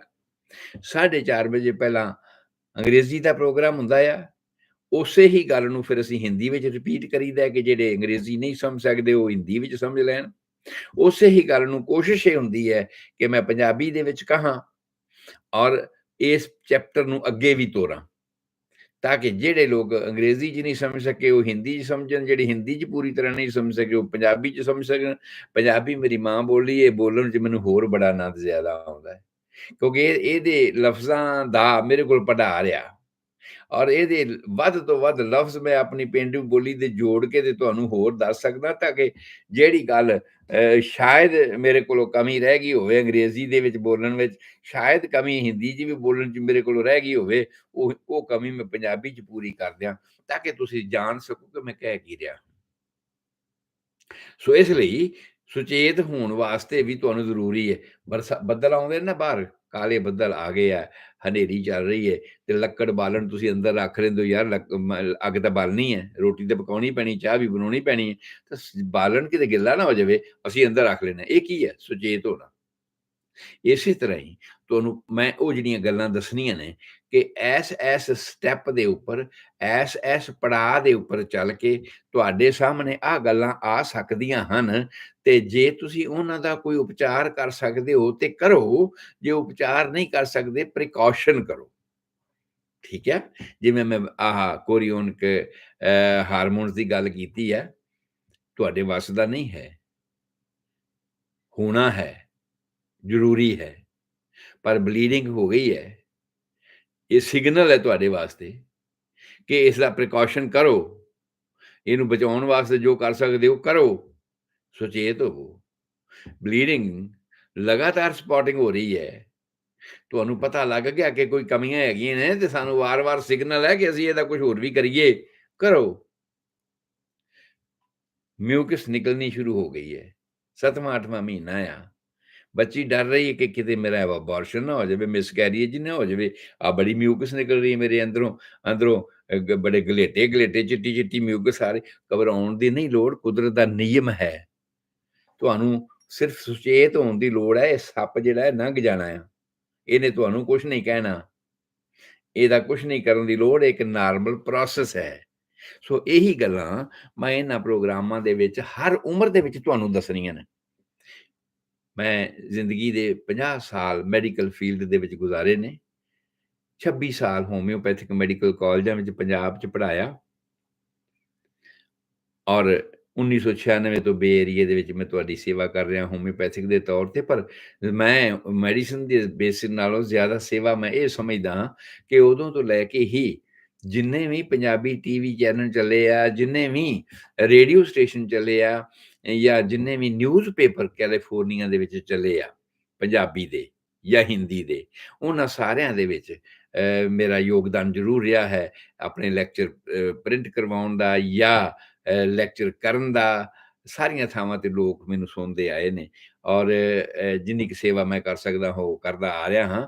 ਔਰ ਹੁਣ ਵੀ ਜਦ ਤੱਕ ਮੇਰੇ ਕੋਲ ਸਮਰੱਥਾ ਹੈ ਬੋਲਣ ਦੀ, ਤਦ ਤੱਕ ਮੈਂ ਇਹਨਾਂ ਨੂੰ ਬੋਲਦੇ ਰਹਿਣਾ ਹੈ, ਤੇ ਮੈਨੂੰ ਖੁਸ਼ੀ ਹੋਏਗੀ ਕਿ ਇਸ ਨੂੰ ਸੁਣਨ ਵਾਲੇ ਵੱਧ ਤੋਂ ਵੱਧ ਇਹਦੇ ਨਾਲ ਜੁੜਨ, ਵੱਧ ਤੋਂ ਵੱਧ ਜਾਣਕਾਰੀ ਪ੍ਰਾਪਤ ਕਰਨ, ਤਾਂ ਕਿ ਸੁਚੇਤ ਤੇ ਹੋ ਸਕਣ। ਬਹੁਤ ਸਾਰੀਆਂ ਗੱਲਾਂ ਕੁਦਰਤ ਦੇ ਨਿਯਮ ਅਨੁਸਾਰ ਆਪਣੇ ਆਪ ਠੀਕ ਹੁੰਦੀਆਂ ਨੇ। ਕਈ ਵਾਰਾਂ ਤੇ ਉਹ ਬਾਬੇ ਨਾਨਕ ਵਾਲੀ ਗੱਲ ਹੋ ਜਾਂਦੀ ਹੈ, ਸਹਿਸ ਸਿਆਣਪਾ ਲੱਖ ਹੋਏ ਤਾਂ ਇੱਕ ਨਾ ਚੱਲੇ ਨਾਲ। ਬਹੁਤੀਆਂ ਬਿਮਾਰੀਆਂ ਸਾਡੀਆਂ ਆਪਣੀਆਂ ਵਧਾਈਆਂ ਹੋਈਆਂ ਨੇ, ਸਾਡੀਆਂ ਸਿਆਣਪਾਂ ਦੇ ਕਰਕੇ ਅਸੀਂ ਆਪਣੇ ਆਪ ਕੁਦਰਤ ਦੇ ਨਿਯਮ ਨੂੰ ਅਸੀਂ ਆਪਣੇ ਮੁਤਾਬਕ ਚਲਾਉਣ ਦੀ ਕੋਸ਼ਿਸ਼ ਕਰ ਰਹੇ ਹਾਂ। ਤੁਸੀਂ ਵੇਖੋ ਨਾ, ਮਾਸਿਕ ਧਰਮ ਇੱਕ ਨਿਯਮ ਹੈ ਨਾ ਕੁਦਰਤ ਦਾ। ਬੱਚੀ ਜਵਾਨ ਹੋ ਗਈ ਹੈ, ਉਸ ਤੋਂ ਬਾਅਦ ਮਾਸਿਕ ਧਰਮ ਹੋਣਾ ਉਹਦਾ ਇੱਕ ਨਾਰਮਲ ਨਿਯਮ ਹੈ ਨਾ। ਪਰ ਅੱਜ ਕੱਲ੍ਹ ਕੀ ਤਰੀਕਾ ਬਚ ਗਿਆ ਹੈ ਕਿ ਤੁਸੀਂ ਮਾਸਿਕ ਨਹੀਂ, ਮੈਂ ਤੇ ਪਾਰਟੀ ਤੇ ਜਾਣਾ ਫਲਾਣੇ ਦਿਨ, ਤੇ ਉਹ ਮੇਰੀ ਡਿਊ ਡੇਟ ਹੈ ਮਾਸਿਕ ਧਰਮ ਦੀ। ਨਾ ਬਈ, ਮੈਂ ਤਾਂ ਬਈ ਉਹ ਨਹੀਂ ਕਰ ਸਕਦੀ। ਇਸ ਕਰਕੇ ਮੈਨੂੰ ਤਾਂ ਕੁਛ ਨਾ ਕੁਛ ਹਾਰਮੋਨਸ ਖਾਣੇ ਪੈਣਗੇ, ਜਿਹਦੇ ਕਰਕੇ ਮੇਰਾ ਮਾਸਿਕ ਧਰਮ ਜਿਹੜਾ ਉਹ ਰੁਕ ਜਾਵੇ। ਅਸੀਂ ਮਾਸਿਕ ਧਰਮ ਨੂੰ ਰੋਕਣ ਦੀ ਟੈਂਡੈਂਸੀ ਵਿੱਚ ਆ ਗਏ। ਕਈ ਵੇਰਾ ਐਸਾ ਵੀ ਹੈ, ਉਹ ਭਈ ਠੀਕ ਆ, ਫਲਾਣੀ ਤਰੀਕ ਤਾਂ ਫਲਾਣੇ ਦੇ ਵਿਆਹ ਦੀ ਰੱਖੀ ਏ, ਮੈਂ ਵਾਪਰੀਆਂ ਹੋਈਆਂ ਗੱਲਾਂ ਤੁਹਾਨੂੰ ਦੱਸ ਰਿਹਾ ਹਾਂ। ਕਈ ਵਾਰਾਂ ਫਲਾਣੇ ਦੇ ਤਰੀਕ ਦੀ ਵਿਆਹ ਦੀ ਆਹ ਤਰੀਕ ਰੱਖੀ ਹੈ, ਤੇ ਉਦੋਂ ਤੱਕ ਤਾਂ ਭਾਈ ਮੇਰੀ ਤਾਂ ਡਿਲੀਵਰੀ ਦੀ ਡੇਟ ਆ, ਹੈਂ, ਤੇ ਮੈਂ ਤਾਂ ਵਿਆਹ ਹੀ ਨਹੀਂ ਵੇਖ ਸਕਾਂਗੀ। ਚੰਗਾ ਬਈ, ਠੀਕ ਹੈ, ਡਾਕਟਰ ਨੂੰ ਕਹਿ ਕੇ ਡੇਟ ਪਹਿਲਾਂ ਲੈ ਲਓ, ਔਰ ਸਿਜ਼ੇਰੀਅਨ ਕਰਵਾ ਕੇ ਘਰੇ ਆ ਜਾਓ। ਸੋ ਮਤਲਬ ਇਸ ਤਰ੍ਹਾਂ ਦਾ ਟ੍ਰੈਂਡ ਚੱਲ ਪਿਆ। ਅਸੀਂ ਕੁਦਰਤ ਨੂੰ ਮਖੌਲ ਕਰਨ ਲੱਗ ਗਏ ਹਾਂ, ਕੁਦਰਤ ਨੂੰ ਚੈਲੰਜ ਕਰਨ ਲੱਗ ਗਏ ਹਾਂ, ਔਰ ਉਹਨਾਂ ਦਾ ਇਵਜ਼ਾਨਾ ਵੀ ਤਾਂ ਸਾਨੂੰ ਭੁਗਤਣਾ ਪੈਂਦਾ ਆ, ਭੁਗਤਦੇ ਹਾਂ। ਖੈਰ, ਤੁਸੀਂ ਭੁਗਤੋ ਅਗਰ ਤੁਸੀਂ ਚਾਹੁੰਦੇ ਹੋ ਤਾਂ, ਤੁਸੀਂ ਕਰੋ ਖਿਲਾਫ ਵਰਜ਼ੀ ਕੁਦਰਤ ਦੀ। ਅਗਰ ਤੁਸੀਂ ਜਾਣਦਿਆਂ ਹੋਇਆਂ ਵੀ ਗਲਤੀ ਕਰ ਚਾਹੁੰਦੇ ਹੋ, ਤੇ ਫਿਰ ਤੁਹਾਨੂੰ ਕੋਈ ਨਹੀਂ ਰੋਕ ਸਕਦਾ। ਪਰ ਅਸਲ ਨਾਰਮਲ ਨਿਯਮ ਕੀ ਹੈ ਨੇਚਰ ਦਾ, ਕੁਦਰਤ ਦਾ, ਮੈਂ ਉਹ ਤੁਹਾਨੂੰ ਸਮਝਾਉਣਾ ਇਹਨਾਂ ਪ੍ਰੋਗਰਾਮਾਂ ਦੇ ਵਿੱਚ। ਔਰ ਅਸੀਂ ਇਸ ਪ੍ਰੋਗਰਾਮ ਨੂੰ ਇੱਥੋਂ ਤੱਕ ਲੈ ਕੇ ਆ ਗਏ ਹਾਂ ਕਿ ਮਾਂ ਦੇ ਪੇਟ ਵਿੱਚ ਬੱਚੇ ਨੇ ਜਿਹੜੇ 280 ਦਿਨ ਪੂਰੇ ਕਰਨੇ ਨੇ, ਉਹਦੀ ਡਿਵੈਲਪਮੈਂਟ ਦੇ ਬੱਚੇਦਾਨੀ ਦੇ ਵਿੱਚ ਉਸ ਦੇ ਹਿੱਸੇ ਕਿਹੜੇ-ਕਿਹੜੇ ਸੀਗੇ, ਪਾਰਟ ਕਿਹੜੇ-ਕਿਹੜੇ ਸੀਗੇ, ਇਹ ਸਾਰੀ ਗੱਲ ਅਸੀਂ ਤਕਰੀਬਨ ਇਹਨਾਂ ਪ੍ਰੋਗਰਾਮਾਂ ਦੇ ਵਿੱਚ ਤੁਹਾਡੇ ਨਾਲ ਦੱਸ ਚੁੱਕੇ ਹਾਂ। ਕੱਲ੍ਹ ਨੂੰ ਮੈਂ ਤੁਹਾਡੇ ਨਾਲ ਇਹ ਸਾਂਝਾ ਕਰਨਾ ਆ। ਅੱਛਾ ਬਈ, ਹੁਣ ਬੱਚਾ ਸੈੱਟ ਵੀ ਹੋ ਗਿਆ, ਹੁਣ ਓਪਰਾ ਨਹੀਂ ਰਿਹਾ, ਬੱਚਾ ਸੈੱਟ ਵੀ ਹੋ ਗਿਆ, ਬਾਕੀ ਸਾਰਾ ਕੁਛ ਉਲਟੀਆਂ ਵੀ ਬੰਦ ਹੋ ਗਈਆਂ। ਇਹੋ ਜਿਹੀ ਸਪੋਰਟਿੰਗ ਜਿਹੜੀ ਮੈਂ ਦੱਸੀ ਉਹ ਵੀ ਬੰਦ ਹੋ ਗਈ ਹੈ। ਹੁਣ ਕਿਸੇ ਤਰ੍ਹਾਂ ਦੀ ਕੋਈ ਮਿਊਕਸ ਵਗੈਰਾ ਵੀ ਨਹੀਂ ਆ ਰਹੀ। ਹੁਣ ਟਾਈਮ ਟੂ ਟਾਈਮ ਜਿਹੜੇ ਡਾਕਟਰ ਭਾਰ ਤੋਲਦੇ ਨੇ ਕਿ ਨਹੀਂ ਵੀ ਇੰਨਾ ਕੁ ਭਾਰ ਵਧਣਾ ਚਾਹੀਦਾ ਹੈ, ਇਹਦੇ 'ਚ ਇੰਨਾ ਕੁ ਬੱਚੇ ਦਾ ਹੈਗਾ, ਇੰਨਾ ਕਿਉਂਕਿ ਸਾਡੇ ਕੋਲ ਐਸਟੀਮੇਸ਼ਨਸ ਹਨ ਕਿ 3 ਮਹੀਨੇ ਦੇ ਬੱਚੇ ਦਾ ਜਿਹੜਾ ਐਕਚੁਅਲੀ ਵੇਟ ਕੀ ਹੋਏਗਾ, ਔਰ ਉਸ ਤੋਂ ਬਾਅਦ 4 ਮਹੀਨੇ ਦੇ ਬੱਚੇ ਦਾ ਕੀ ਹੋਏਗਾ, ਔਰ ਬਾਕੀ ਵੇਟ ਜਿਹੜਾ ਵਧਿਆ ਉਹ ਮਾਂ ਦਾ ਵਧਿਆ ਹੈ। ਅਸੀਂ ਇਹ ਐਜ਼ ਐਨ ਐਵਰੇਜ ਰੇਸ਼ੋ ਲਾਉਣ ਯੋਗ ਹੋ ਗਏ ਹਾਂ ਕਿ ਅਸੀਂ ਇਹ ਅੰਦਾਜ਼ਾ ਲਾਈਏ ਵੀ ਮਾਂ ਦਾ weight ਜ਼ਿਆਦਾ ਵੱਧ ਰਿਹਾ ਕਿ ਬੱਚੇ ਦਾ weight ਜ਼ਿਆਦਾ ਵੱਧ ਰਿਹਾ, ਕਿ ਦੋਨਾਂ ਦਾ ਨਾਲ ਸਾਡੇ ਕੋਲ ਇੱਕ ਰੇਸ਼ੋ ਹੈ ਨਾ, ਰੇਸ਼ੋ ਹੈ ਕਿ ਮਾਂ ਦਾ ਇੰਨਾ ਭਾਰ ਵਧਣਾ ਚਾਹੀਦਾ ਹੈ, ਬੱਚੇ ਦਾ ਇੰਨਾ। ਇਹ ਸਾਰੀਆਂ ਗੱਲਾਂ ਮੈਂ ਤੁਹਾਨੂੰ ਦੱਸਣੀਆਂ ਨੇ ਇਹਨਾਂ ਪ੍ਰੋਗਰਾਮਾਂ ਦੇ ਵਿੱਚ। ਸੋ ਉਹਦੇ ਮੁਤਾਬਕ ਅਸੀਂ ਸੁਚੇਤ ਤਾਂ ਹੋ ਸਕਦੇ ਹਾਂ ਨਾ, ਕਿ ਆਪਣੇ ਆਪ ਨੂੰ ਉਹਦੇ ਮੁਤਾਬਕ ਲੰਘ ਗਈ ਸੱਪ ਦੀ ਢੀਹ ਤੋਂ ਸੁਚੇਤ ਕਰ ਲਈਏ ਵੀ ਜਦੋਂ ਫੇਰ ਇੱਥੋਂ ਲੰਘੇ ਬਚਾਅ ਹੋ ਸਕੇ, ਜਾਂ ਜੇ ਲੰਘ ਹੀ ਰਿਹਾ ਆ ਇਹਦਾ ਹੱਲ ਸਾਡੇ ਕੋਲ ਕੋਈ ਨਹੀਂ ਹੈ, ਆਪਣਾ ਪ੍ਰੀਕਾਸ਼ਨ ਕਰ ਲਈ। ਸੋ ਇਹ ਸਾਰੀਆਂ ਗੱਲਾਂ ਮੈਂ ਇਹਨਾਂ ਪ੍ਰੋਗਰਾਮਾਂ ਦੇ ਵਿੱਚ ਤੁਹਾਡੇ ਨਾਲ ਸਾਂਝੀਆਂ ਕਰਨੀਆਂ ਨੇ, ਔਰ ਕਰਦੇ ਰਹਿਣਾ। ਹੁਣ ਕੱਲ੍ਹ ਦੇ ਇਸ ਪ੍ਰੋਗਰਾਮ ਦੇ ਵਿੱਚ ਮੈਂ ਤੁਹਾਨੂੰ ਦੱਸਾਂ ਵੀ ਮੈਂ ਤੁਹਾਨੂੰ ਇਹ ਦੱਸਣਾ ਆ ਭਈ ਬੱਚੇ ਦੀ ਡਿਵੈਲਪਮੈਂਟ ਹੋਣੀ ਸ਼ੁਰੂ ਹੋ ਗਈ। ਮਾਂ ਦੇ ਪੇਟ ਦੀਆਂ ਅੰਦਰ ਦੀਆਂ ਸਾਰੀਆਂ ਗੱਲਾਂ ਮੈਂ ਤੁਹਾਨੂੰ ਦੱਸ ਦਿੱਤੀਆਂ। ਅੰਦਰ ਦੇ ਲੇਅਰ ਨੇ ਜੋ ਕੋਆਪਰੇਟ ਕਰਨਾ ਸੀ, ਯੋਗਦਾਨ ਪਾਉਣਾ ਸੀ, ਦੱਸ ਦਿੱਤਾ। ਹੁਣ ਬੱਚਾ ਅੰਦਰ ਲਟਕ ਗਿਆ, ਜੰਮ ਗਿਆ, ਸਹੀ ਹੋ ਗਿਆ। ਹਾਂ, ਇੱਕ ਛੋਟੀ ਜਿਹੀ ਗੱਲ ਕਰਕੇ ਕਈ ਵਾਰਾਂ ਬੱਚਾ ਨਾਰਮਲ ਹਾਲਾਤ ਦੇ ਵਿੱਚ ਵੈਸੇ ਮੈਂ ਰਿਪੀਟ ਕੀਤੀ ਹੋਈ ਹੈ ਕਈ ਵਾਰ, ਪਰ ਫਿਰ ਵੀ ਮੈਂ ਦੁਬਾਰਾ ਜਾਂਦੇ ਜਾਂਦੇ ਰਿਪੀਟ ਕਰ ਦਿਆਂ ਭਈ ਕਈ ਵਾਰਾਂ ਬੱਚਾ ਜਿਹੜਾ ਕਿ ਆਮ ਤੌਰ ਤੇ ਬੱਚੇਦਾਨੀ ਦੇ ਜਾਂ ਤਾਂ ਸਾਹਮਣੀ ਦੀਵਾਰ ਨੂੰ ਲੱਗਦਾ ਆ, ਜਾਂ ਪਿਛਲੀ ਦੀਵਾਰ ਦੇ ਵਿੱਚ ਐਡਜਸਟ ਹੁੰਦਾ ਆ, ਜਾਂ ਉੱਪਰ ਵਾਲੇ ਪਾਸੇ ਜਿਹੜੇ ਬੱਚੇਦਾਨੀ ਦਾ ਗੁੰਬਦ ਜਿਹਾ ਬਣਿਆ ਹੁੰਦਾ ਹੈ ਨਾ, ਫੰਡਸ ਉਹਨੂੰ ਕਹਿੰਦੇ ਅਸੀਂ, ਜਾਂ ਉਹਦੇ ਵਿੱਚ ਲੱਗਦਾ ਹੈਗਾ। ਪਰ ਕੁਝ ਹਾਲਾਤ ਐਸੇ ਨੇ ਕਿ ਜਿਵੇਂ ਯੂਟਰਾਈਨ ਸਫਲ ਇੱਕ ਐਸੀ ਮੂਵਮੈਂਟ ਮੈਂ ਤੁਹਾਨੂੰ ਦੱਸੀ ਸੀ, ਜਿਹੜੀ ਬੱਚੇਦਾਨੀ ਵਿੱਚ ਲਗਾਤਾਰ ਚੱਲਦੀ ਰਹਿੰਦੀ ਹੈ। ਜਦੋਂ ਬੱਚੀ ਜਵਾਨ ਹੁੰਦੀ ਹੈ ਉਦੋਂ ਤੋਂ ਸਭ ਉਹ ਯੂਟਰਨ ਦੀ ਮੂਵਮੈਂਟ ਹੋਣੀ ਸ਼ੁਰੂ ਹੋ ਜਾਂਦੀ, ਪਰ ਸਾਨੂੰ ਮਹਿਸੂਸ ਨਹੀਂ ਹੁੰਦੀ, ਬੱਚੀ ਨੂੰ ਮਹਿਸੂਸ ਨਹੀਂ ਹੁੰਦੀ। ਜਿਵੇਂ ਦਿਲ ਧੜਕਦਾ ਸਾਨੂੰ ਮਹਿਸੂਸ ਨਹੀਂ ਨਾ ਹੁੰਦਾ, 72 ਤੋਂ 80 ਵਾਰ ਮਿੰਟ ਮਿੰਟ ਦਾ ਵਿੱਚ ਧੜਕ ਰਿਹਾ ਆ, ਪਰ ਸਾਨੂੰ ਮਹਿਸੂਸ ਨਹੀਂ ਹੁੰਦਾ। ਜਦੋਂ ਮਹਿਸੂਸ ਹੋਣਾ ਸ਼ੁਰੂ ਹੋ ਜਾਏ ਉਦੋਂ ਬਿਮਾਰੀ ਹੋ ਜਾਂਦੀ ਸੀ ਅਜੇ। ਸੋ ਇਸੇ ਤਰ੍ਹਾਂ ਬੱਚੇਦਾਨੀ ਦੇ ਵਿੱਚ ਇੱਕ ਮੂਵਮੈਂਟ ਚੱਲ ਰਹੀ, ਜਿਹਨੂੰ ਯੂਟਰਾਈਨ ਸਫਲ ਬੋਲਦੇ ਹਾਂ ਅਸੀਂ, ਉਹ ਮਹਿਸੂਸ ਨਹੀਂ ਹੁੰਦੀ ਸਾਨੂੰ, ਬੱਚੀਆਂ ਨੂੰ ਮਹਿਸੂਸ ਨਹੀਂ ਹੁੰਦੀ। ਪਰ ਕਈ ਵਾਰ ਉਹ ਹਾਰਮੋਨਸ ਦੇ ਵਾਧੇ ਘਾਟੇ ਦੇ ਕਰਕੇ ਅਗਰ ਉਹ ਯੂਟਰਾਈਨ ਸਫਲ ਨਾ ਦੀ ਮੂਵਮੈਂਟ ਜ਼ਿਆਦਾ ਹੋ ਜਾਵੇ, ਤੇ ਉਸ ਹਾਲਾਤ ਵਿੱਚ ਕਈ ਵਾਰ ਬੱਚਾ ਫੈਲੋਪੀਅਨ ਟਿਊਬ ਚੋਂ ਅੰਦਰ ਡਿੱਗਦਾ ਬੱਚੇਦਾਨੀ ਦੇ ਵਿੱਚ ਹੇਠਾਂ ਡਿੱਗ ਪੈਂਦਾ ਹੈ। ਉੱਤੇ ਐਡਜਸਟਮੈਂਟ ਨਹੀਂ ਹੁੰਦੀ, ਹੇਠਾਂ ਡਿੱਗ ਪੈਂਦਾ ਹੈ। ਔਰ ਜਦੋਂ ਹੇਠਾਂ ਡਿੱਗ ਪੈਂਦਾ ਹੈ ਤੇ ਫਿਰ ਕਈ ਵਾਰ ਉਹ ਹੇਠਲੇ ਪਾਸੇ ਬੱਚੇਦਾਨੀ ਦੇ ਉੱਤੇ ਹੀ ਐਡਜਸਟ ਹੋਣਾ ਸ਼ੁਰੂ ਹੋ ਜਾਂਦਾ ਹੈ। ਔਰ ਆਮ ਤੌਰ ਤੇ ਤਾਂ ਕੀ ਹੈ ਵੀ ਉੱਤੇ ਲਟਕਿਆ ਹੋਇਆ ਬੇਰ ਵਾਂਗ, ਤੇ ਬੇਰ ਨੂੰ ਹੇਠਾਂ ਆ, ਤੇ ਉਹਨੂੰ ਪ੍ਰੋਟੈਕਸ਼ਨ ਕੀਤੀ ਹੋਈ ਹੈ ਕੈਪਸੂਲ ਦੀ, ਔਰ ਇਸ ਤਰ੍ਹਾਂ ਹੁੰਦਾ ਹੈ। ਤੇ ਹੁਣ ਕੀ ਹੈ ਕਿ ਬੱਚਾ ਹੇਠਲੇ ਪਾਸੇ ਲੱਗਿਆ ਹੋਇਆ ਹੈ, ਔਰ ਕੈਪਸੂਲ ਉਹਦੇ ਉੱਪਰ ਵਾਲੇ ਪਾਸੇ ਆ ਗਿਆ ਹੈਗਾ। ਡੈਸੀਡੂਆ ਵੇਰਾ ਪਹਿਲਾਂ ਹੇਠਾਂ ਸੀਗਾ, ਹੁਣ ਡੈਸੀਡੂਆ ਵੇਰਾ ਉੱਪਰ ਵਾਲੇ ਪਾਸੇ ਹੋ ਗਿਆ। ਫਰਕ ਸਿਰਫ ਇੰਨਾ ਹੈ, ਪਰ ਉਸ ਵੇਲੇ ਸਾਨੂੰ ਡਿਵੈਲਪਮੈਂਟ ਦੇ ਵਿੱਚ ਕੋਈ ਫਰਕ ਨਹੀਂ ਪੈਂਦਾ। ਫਰਕ ਪੈਂਦਾ ਹੈ ਜਿਵੇਂ ਜਿਵੇਂ ਉਹ ਵਧਣਾ ਸ਼ੁਰੂ ਹੋ ਜਾਂਦਾ ਹੈ, ਉਵੇਂ ਉਹਦਾ ਜਿਹੜਾ ਭਾਰ ਪੈਂਦਾ ਹੈ, ਤੇ ਬੱਚੇਦਾਨੀ ਦਾ ਮੂੰਹ ਜਿਹੜਾ ਉਹ ਕਈ ਵਾਰ ਖੁੱਲਣਾ ਸ਼ੁਰੂ ਹੋ ਜਾਂਦਾ ਹੈ। ਭਾਰ ਪੈ ਗਿਆ, ਪ੍ਰੈਸ਼ਰ ਜ਼ਿਆਦਾ ਹੋ ਗਿਆ, ਜਿਹਦੇ ਕਰਕੇ ਐਸਾ ਹੋਣਾ ਸ਼ੁਰੂ ਹੋ ਜਾਂਦਾ ਹੈ। ਤੇ ਦੂਸਰੀ ਗੱਲ, ਜਦੋਂ ਡਿਲੀਵਰੀ ਹੋਣ ਵਾਲੀ ਹੁੰਦੀ ਹੈ, ਉਸ ਵੇਲੇ ਇਸ ਗੱਲ ਦੀ ਬਹੁਤ ਵੱਡੀ ਕੰਪਲੀਕੇਸ਼ਨ ਹੁੰਦੀ ਆ, ਕਿਉਂਕਿ ਪਹਿਲਾਂ ਤਾਂ ਬੱਚੇ ਦਾ ਸਿਰ ਆਉਣਾ ਚਾਹੀਦਾ ਹੈ, ਔਲ ਫਿਰ ਆਉਂਦੀ ਹੈ। ਔਲ ਉੱਪਰ ਲੱਗੀ ਹੁੰਦੀ ਨਾਰਮਲ ਤੌਰ ਤੇ, ਬੱਚੇ ਦਾ ਸਿਰ ਹੇਠਾਂ ਹੁੰਦਾ ਹੈ। ਪਹਿਲਾਂ ਬੱਚੇ ਦਾ ਸਿਰ ਆਉਂਦਾ ਹੈ, ਫਿਰ ਬੱਚੇ ਦਾ ਸਰੀਰ ਆਉਂਦਾ ਹੈ, ਫਿਰ ਨਾੜੂ ਨਾਲ ਨਾਲ ਆਉਂਦਾ ਹੈ, ਤੇ ਉਸ ਤੋਂ ਬਾਅਦ ਔਲ ਆਉਂਦੀ ਹੈ, ਜਿਹੜੀ ਕਿ ਬੱਚੇ ਦੇ ਜੰਮਣ ਤੋਂ 5 ਤੋਂ ਲੈ ਕੇ 30 ਮਿੰਟ ਦੇ ਅੰਦਰ ਅੰਦਰ ਹਰ ਹਾਲਤ ਹੋਣੀ ਚਾਹੀਦੀ ਹੈ। ਵੈਸੇ ਥੋੜੇ ਮਿੰਟ ਹੀ ਲੱਗਦੇ ਨੇ, 30 ਮਿੰਟ ਤਾਂ ਜਦੋਂ ਹੋ ਜਾਂਦਾ ਸਾਨੂੰ ਖਤਰਾ ਪੈ ਜਾਂਦਾ ਵੀ ਕਿਤੇ ਐ ਨਾ ਹੋਵੇ ਮੈਨੂਅਲੀ ਹੱਥ ਨਾਲ ਤਾਂ ਨਹੀਂ ਰਿਮੂਵ ਕਰਨੀ ਪੈਗੀ। ਕਈ ਵਾਰ ਮਾਵਾਂ ਮੱਝਾਂ ਗਾਵਾਂ ਦੇ ਤੁਸੀਂ ਪਿੰਡਾਂ 'ਚ ਵੇਖਿਆ ਹੋਣਾ, ਜੇ ਜੇਰ ਜ਼ਿਆਦੀ ਦੇਰ ਰੁਕ ਜਾਏ ਤੇ ਲੋਕ ਐਕਸਪਰਟ ਲੋਕ ਜਿਹੜੇ ਨੇ ਉਹ ਹੱਥ ਪਾ ਕੇ ਤੇ ਉਹਨੂੰ ਉਹ ਜੇਬ ਨੂੰ ਕੱਢ ਲੈਂਦੇ ਨੇ, ਤੇ ਡਾਕਟਰ ਨੂੰ ਵੀ ਐਵੇਂ ਕਰਨਾ ਪੈਂਦਾ। ਪਰ ਸਾਡੀਆਂ ਸੋਫਿਸਟੀਕੇਟਡ ਟੈਕਨੀਕਾਂ ਹੁੰਦੀਆਂ ਨੇ, ਜਿਹਦੇ ਰਾਹੀਂ ਅਸੀਂ ਇਸ ਨੂੰ ਕਰ ਦਿੰਦੇ ਹਾਂ। ਪਰ ਆਮ ਤੌਰ ਤੇ ਨਾਰਮਲ 5 ਮਿੰਟ ਤੋਂ ਲੈ ਕੇ 10-12 ਮਿੰਟ ਦੇ ਵਿੱਚ ਵਿੱਚ ਜਿਹੜਾ ਇਹ ਪਲਸੈਂਟਾ ਜਿਹੜਾ ਉਹ ਔਲ ਜਿਹੜੀ ਉਹ ਬਾਹਰ ਆ ਜਾਂਦੀ ਹੈ। ਔਰ ਇੱਥੇ ਮੈਂ ਕੀ ਕਹਿ ਰਿਹਾ ਹਾਂ ਕਿ ਔਲ ਪਹਿਲੋਂ ਆ ਗਈ।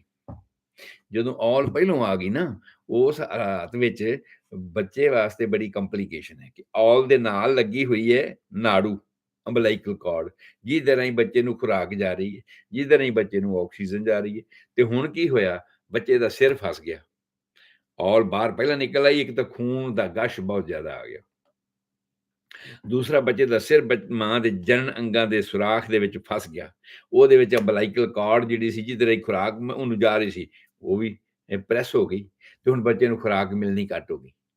ਇੱਕ ਤਾਂ ਪਹਿਲਾਂ ਖੂਨ ਬਹੁਤ ਜ਼ਿਆਦਾ ਆ ਗਿਆ, ਇੱਕ ਜਿੱਥੋਂ ਪਲਸੈਂਟਾ ਡਿਟੈਚ ਹੋਇਆ ਸੀਗਾ, ਕਿਉਂਕਿ ਮਾਵਾਂ ਨੂੰ ਬਾਅਦ 'ਚ 6 ਵੀਕ ਪੀਰੀਅਡ ਅਸੀਂ ਕਹਿੰਦੇ ਹਾਂ, ਤੇ ਉਹ ਖੂਨ ਪਾਕ ਰੇਸ਼ਾ ਵਗੈਰਾ ਆਉਂਦਾ ਰਹਿੰਦਾ ਹੈ ਨਾ। ਤੇ ਹੁਣ ਜਿੱਥੋਂ ਹੇਠਾਂ ਜ਼ਖਮ ਹੋ ਗਿਆ, ਹੇਠ ਵਾਲੇ ਪਾਸੇ ਜਿੱਥੋਂ ਬੱਚੇ ਨੇ ਲੰਘਣਾ ਹੈ, ਤਕਲੀਫ ਦੀ ਗੱਲ ਹੋ ਗਈ। ਇੱਕ ਜ਼ਖਮ ਆ, ਉਸ ਜ਼ਖਮ ਦੇ ਵਿੱਚੋਂ ਸਿਰ ਨੇ ਫਿਰ ਨਿਕਲਣਾ ਹੈ, ਸਾਰੇ ਸਰੀਰ ਨੇ ਫਿਰ ਨਿਕਲਣਾ ਹੈ। ਇੱਕ ਤਾਂ ਤਕਲੀਫ ਜ਼ਿਆਦਾ ਹੋ ਗਈ, ਇੱਕ ਇਹ ਹੈ ਕਿ ਬੱਚੇ ਦੇ ਜੰਮਣ ਤੋਂ ਪਹਿਲਾਂ ਖੂਨ ਜ਼ਿਆਦਾ ਬਹੁਤ ਵਹਿਣਾ ਸ਼ੁਰੂ ਹੋ ਗਿਆ। ਇੱਕ ਇਹ ਹੋ ਗਈ ਕਿ ਹੁਣ ਬੱਚੇ ਨੂੰ, ਕਿਉਂਕਿ ਨਾਰਮਲ ਡਿਲੀਵਰੀ ਦਾ ਪੀਰੀਅਡ 14 ਤੋਂ ਜਾਂ 12 ਤੋਂ 16 ਘੰਟੇ ਮੈਕਸੀਮਮ ਆ। ਜਿਹੜਾ ਨਲੀ ਪੈਰਸ ਜਿਹਨੂੰ ਪਹਿਲੀ ਦਫਾ ਪ੍ਰਾਈਮਿੰਗ ਗ੍ਰੈਵਿਡਾ ਜਿਹੜੀ ਪਹਿਲੀ ਦਫਾ ਮਾਂ ਬਣੀ ਹੈ, ਔਰ ਨਲੀ ਪੈਰਸ ਯੂਟਰਸ ਹੈਗੇ, ਉਸ ਹਾਲਾਤ ਦੇ ਵਿੱਚ 16 ਘੰਟੇ ਦਾ ਸਮਾਂ ਹੈਗਾ ਆ ਮੈਕਸੀਮਮ, ਔਰ ਨਾਰਮਲ ਤੌਰ ਤੇ ਇਹ 12 ਘੰਟੇ ਦਾ ਸਮਾਂ ਹੈਗਾ ਆ। ਪਰ ਵਿੱਚ ਰੁਕਾਵਟਾਂ ਹੋਣ, ਉਹ ਗੱਲ ਕਰਾਂਗੇ ਆਪਾਂ ਕਿਹੜੀ ਰੁਕਾਵਟ ਹੋ ਸਕਦੀ ਜਿਹਦੇ ਕਰਕੇ ਸਮਾਂ ਵੱਧ ਲੱਗ ਸਕਦਾ ਆ।